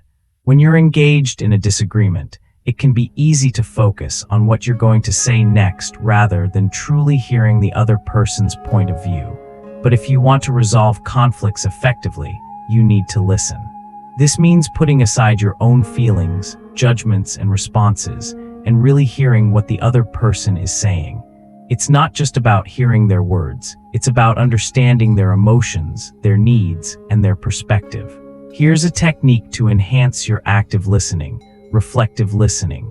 This involves repeating back what the other person has said in your own words to ensure that you've understood them correctly. For example, you could say, "What I hear you saying is that you're frustrated because I haven't been as present lately. Is that right?" Reflective listening achieves two things. First, it helps ensure that both sides are on the same page. Second, it signals to the other person that you value their perspective and are willing to engage with them thoughtfully. It's also a great way to diffuse tension, as people often just want to feel heard. Embracing vulnerability in conflict. While it's important to stay composed during a disagreement, it's also vital to show vulnerability. Vulnerability doesn't mean weakness. It means being open, honest, and transparent about your own feelings. It's about owning your part in the conflict and being willing to admit when you're wrong. People often shy away from vulnerability during conflict because they're afraid of being judged or misunderstood. However, showing vulnerability actually strengthens relationships. It shows that you're willing to be authentic and accountable, and it creates space for the other person to do the same. One way to embrace vulnerability is by using I statements instead of you statements. For example, instead of saying, "You always interrupt me," say, "I feel frustrated when I'm not given the chance to finish speaking." This shifts the focus from blaming the other person to expressing your own feelings and needs. When both people in a conflict are able to show vulnerability, the conversation becomes less about defending positions and more about understanding and solving the issue together. Finding solutions, not just problems. Once both sides have been heard and understood, it's time to work toward a solution. The goal is not to dwell on who is right or wrong, but to come up with a resolution that addresses the issue at hand and meets both parties' needs. This requires collaboration and a willingness to compromise. During this phase, avoid falling into the trap of blame. Blame only escalates the conflict, and it doesn't move you any closer to a solution. Instead, focus on problem solving. Ask yourself, what can I do to make this better? Or how can we both move forward from this? Be open to compromise. Sometimes the solution is not exactly what either party envisioned, but it's a middle ground that both people can agree on. Flexibility is key in this process. Knowing when to agree to disagree. Not every disagreement will end in total resolution. Sometimes, despite your best efforts, you and the other person may simply not agree. In these cases, it's important to recognize when to agree to disagree. Agreeing to disagree doesn't mean giving up. It means accepting that differences of opinion are natural and that it's okay to move forward without complete alignment. In fact, healthy disagreement can often lead to a deeper respect for one another's perspective, as long as it's handled with understanding and grace. It's important to recognize that you don't have to be in agreement with everyone on everything. Boundaries and respect allow for differences, as long as both parties can maintain an open and respectful attitude toward each other. The importance of forgiveness. Finally, one of the most essential elements of resolving conflict and building lasting connections is forgiveness. Without forgiveness, resentment builds and relationships become toxic. Forgiveness is not just for the other person, it's also for you. Holding on to anger and grudges only weighs you down and prevents you from moving forward. Forgiveness doesn't mean forgetting or excusing hurtful behavior. It means releasing the negative emotions that keep you trapped in the past and allowing yourself to heal. Forgiving someone, especially in the context of conflict, doesn't mean you condone their actions. It means you choose to release the power their actions hold over you. Forgiveness is an act of emotional freedom. It frees you from the burden of resentment and allows you to approach future conflicts with a clearer, more peaceful mindset. If you found value in learning how to navigate conflicts and build lasting, fulfilling relationships, consider subscribing to Blue Wave Audiobook. We are committed to helping you grow, transform, and master the art of building meaningful connections. Stay tuned for Chapter 14, where we explore how to set and maintain healthy boundaries in every area of your life. Chapter 14, Setting Boundaries that Build Respect and Maintain Peace in a World that Constantly Demands Our Time, Energy, and Attention. Setting boundaries is not just a necessity, it's a survival skill. Without boundaries, we risk being overwhelmed, disrespected, and taken for granted. Boundaries are the invisible lines that help define who we are, what we will accept, and how we expect to be treated.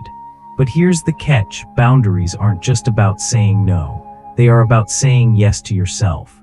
This chapter is all about understanding how to set boundaries that protect your energy, preserve your peace, and demand respect without sacrificing kindness. Setting boundaries is an act of self-care, but it's also an act of strength, clarity, and personal responsibility. What are boundaries and why do they matter?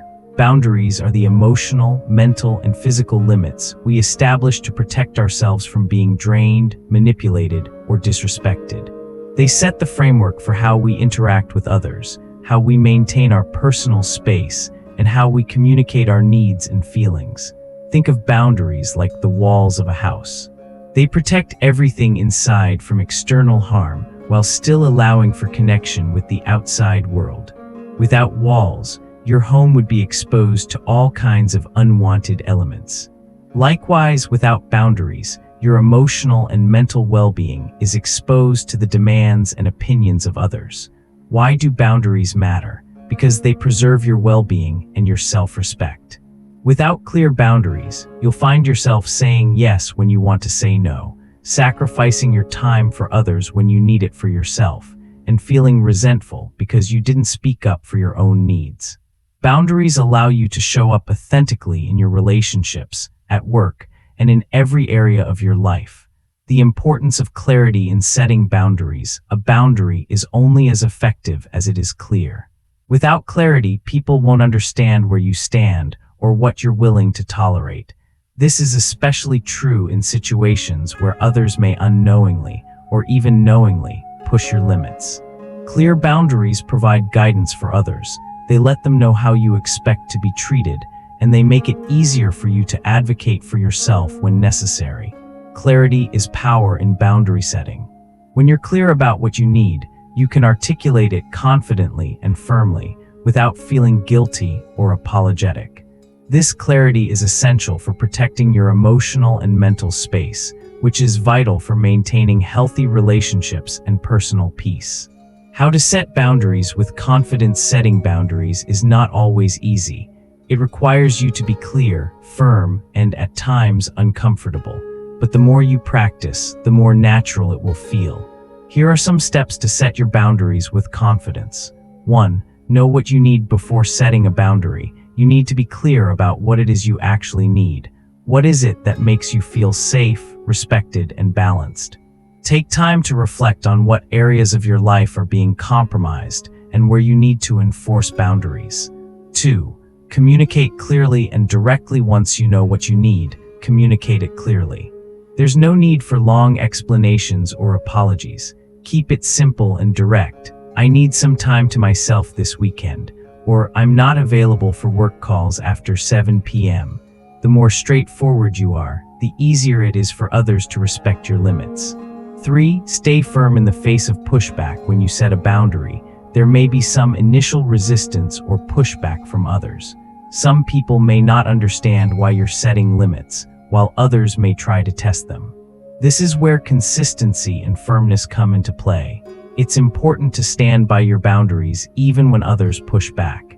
If you waver or back down, you send the message that your boundaries are negotiable, which can lead to further disrespect.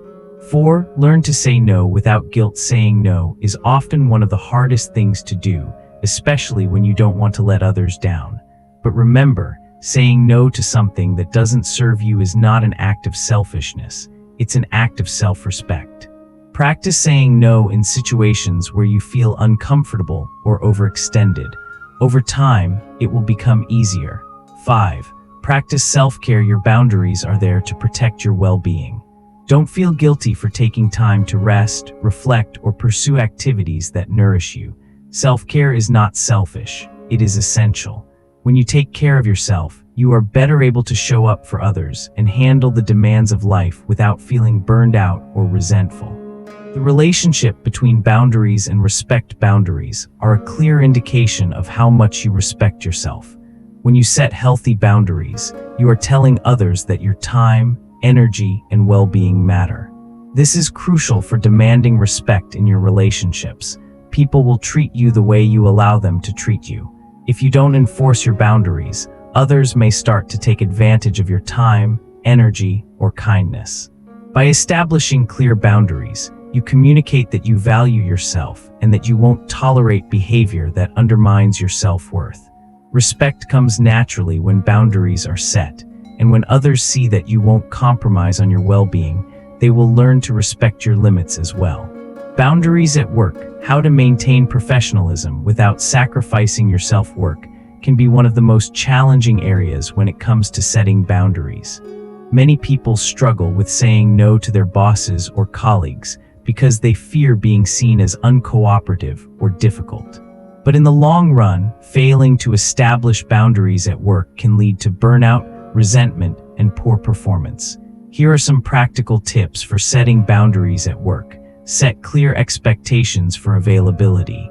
If you're not available outside of office hours, make that clear. Set specific times when you are available for work-related tasks and stick to them. You don't have to respond to emails or take calls outside of work hours if it's not necessary. Know your limits. Be honest with yourself about what you can reasonably handle. If your workload is overwhelming, speak up. You don't have to take on every task or project that comes your way. Delegate. If you're in a leadership position, learn to delegate. Don't take on everything yourself. Trust your team members and allow them to contribute in meaningful ways. This will not only reduce your stress, but will also empower those around you. Learn to say no. Saying no at work can be difficult, but it's necessary for maintaining balance. If you're asked to take on an extra project that you don't have time for, it's okay to politely decline or offer to help at a later time. Why boundaries make you stronger, not weaker. One of the biggest misconceptions about boundaries is that they make you appear weak or selfish. In reality, boundaries are a sign of strength. They are an act of self-respect, and they show that you are in control of your life and your choices. When you set boundaries, you're not only protecting yourself from exhaustion or disrespect, but you're also setting an example for others. People who respect your boundaries are more likely to respect you as a person. Boundaries give you the freedom to say yes to what truly matters and no to what drains you. They allow you to live a life of intention and purpose, rather than letting others dictate your time and energy.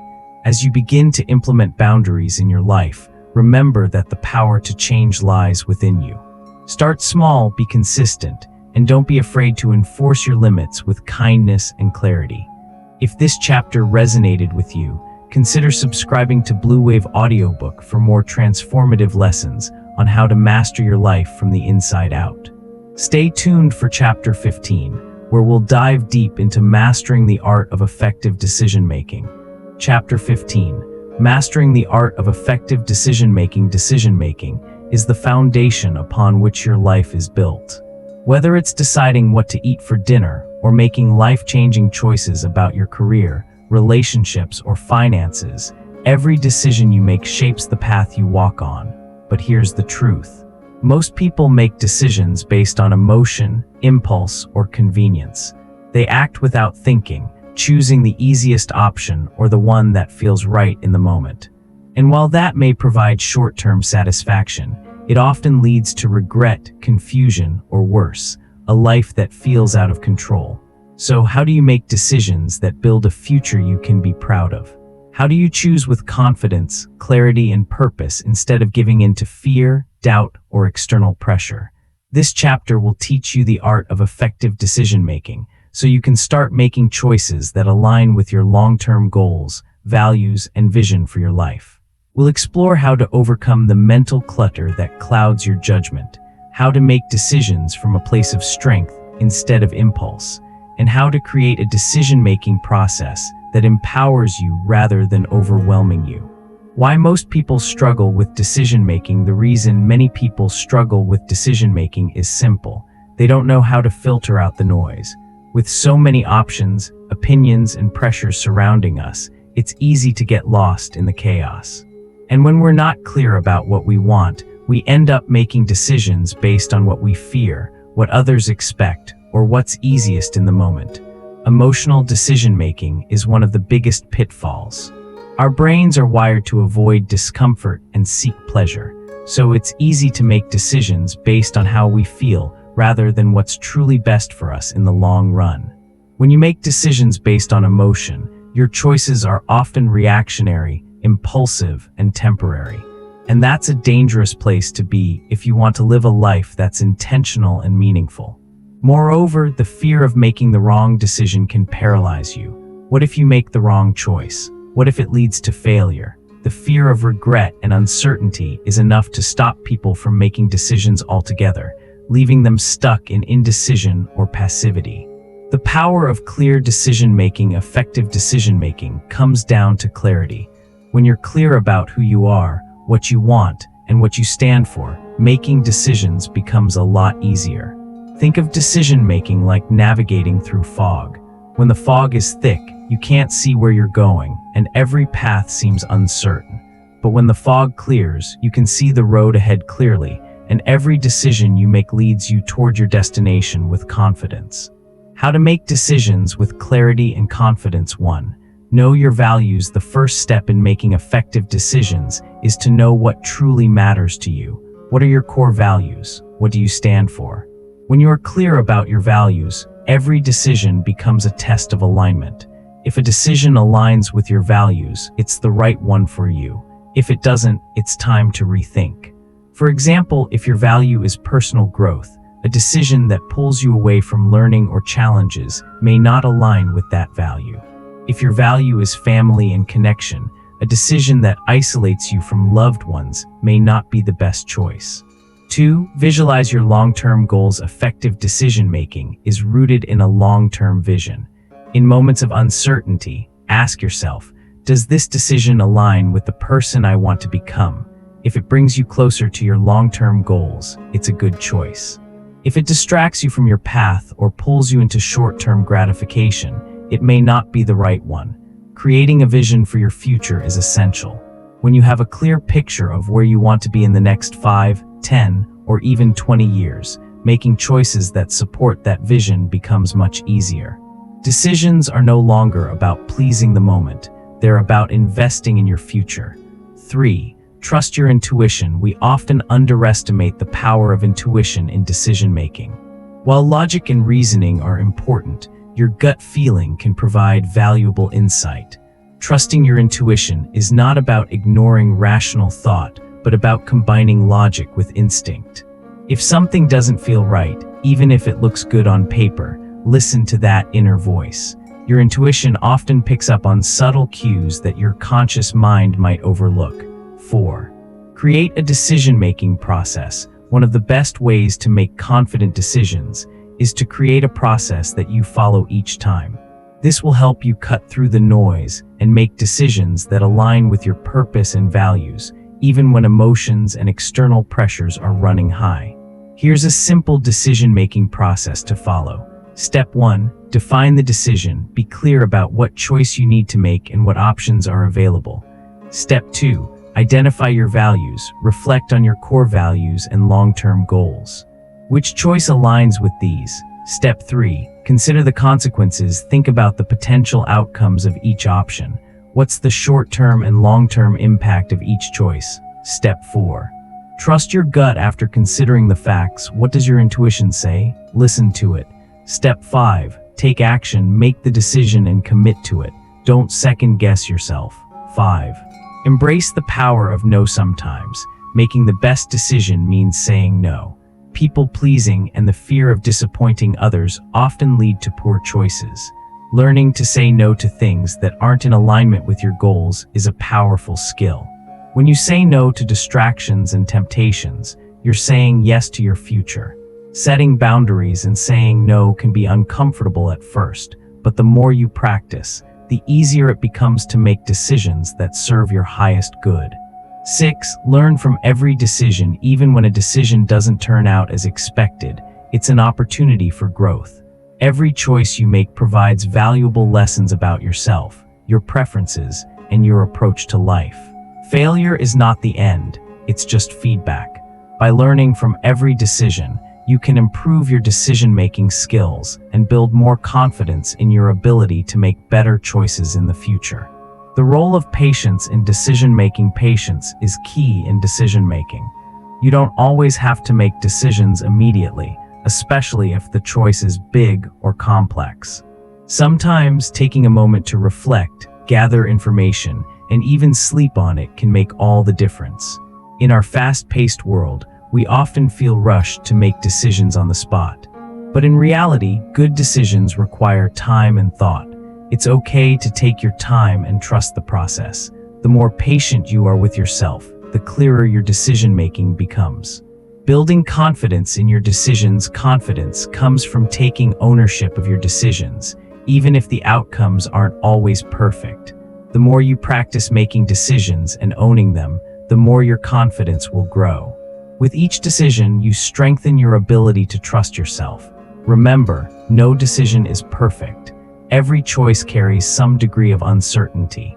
What matters is that you make the best decision with the information you have and that you learn from it.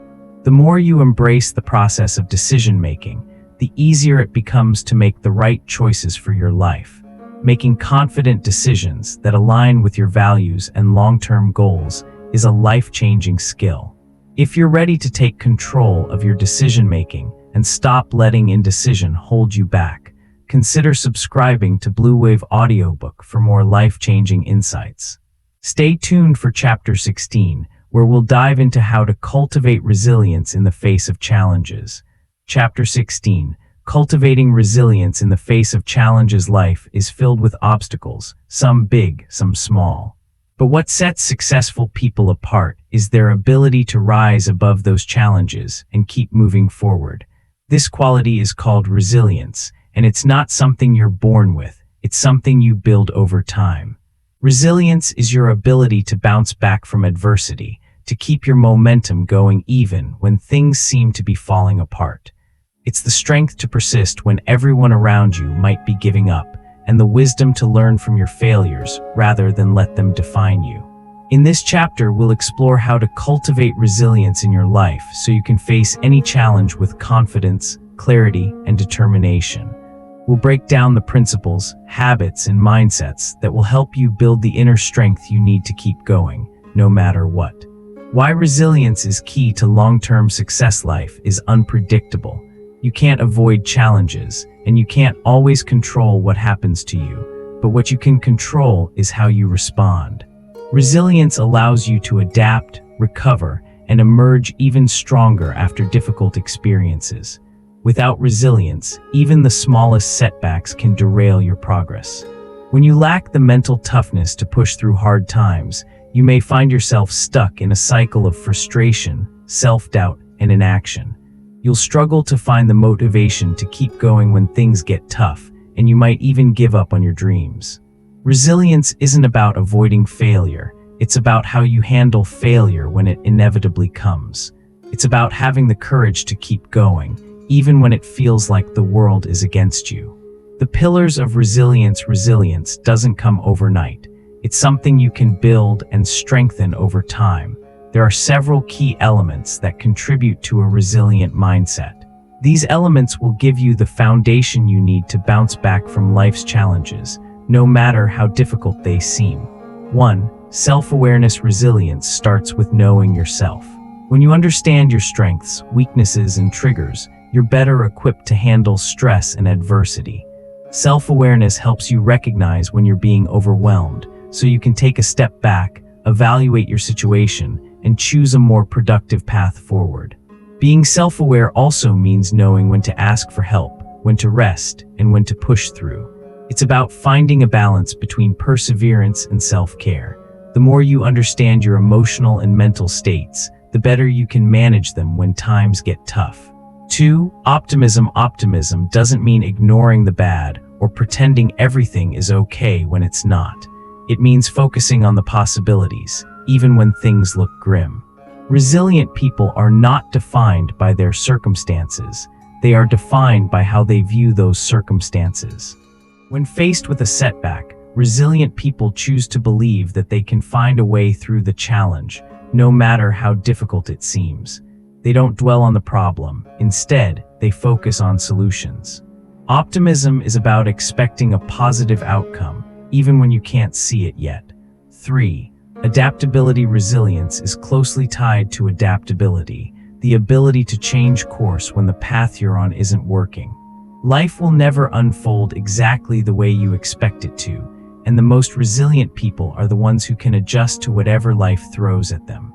Whether it's changing your approach to a problem, altering your expectations, or embracing a new opportunity, adaptability is about staying flexible and open to new possibilities. It's the ability to roll with the punches and keep moving forward, even when things don't go as planned. 4. Purpose. Having a clear sense of purpose is one of the most important factors in building resilience. When you have a strong reason for why you're doing something, it becomes easier to push through the tough times. Your purpose gives you something to hold on to when the going gets tough. Resilient people often have a deep understanding of their values and goals. They know why they're working toward a particular outcome, and that knowledge fuels their determination. When you have a clear purpose, setbacks don't feel as discouraging. They become part of the process. 5. Emotional regulation. Resilience requires emotional regulation, the ability to manage your emotions, especially in times of stress or crisis. If you let your emotions take over, you might make decisions based on fear, frustration, or panic, which can lead to negative outcomes. Emotional regulation doesn't mean suppressing your feelings. It means understanding your emotions and responding in a way that serves you. When you're feeling overwhelmed, stressed, or angry, resilient people know how to pause, breathe, and respond thoughtfully instead of reacting impulsively. 6. Perseverance. At the heart of resilience is perseverance, the willingness to keep going, even when the going gets tough. Life can be difficult, and there will be moments when you feel like giving up. But resilient people have an inner drive that keeps them moving forward. Perseverance doesn't mean working yourself to the point of burnout. It means having the patience and endurance to keep putting one foot in front of the other, even when progress feels slow. It's about trusting that consistent effort, no matter how small, will eventually pay off. How to build resilience in your life. Building resilience is a lifelong process, but there are practical steps you can take right now to strengthen your resilience and start facing challenges with more confidence. 1. Face your fears head-on. One of the best ways to build resilience is to confront your fears. When you avoid difficult situations or problems, they only become bigger and scarier. But when you face your fears, you gain experience, knowledge, and confidence. Whether it's having a tough conversation, taking on a new challenge, or stepping outside of your comfort zone, facing your fears is an essential part of building resilience.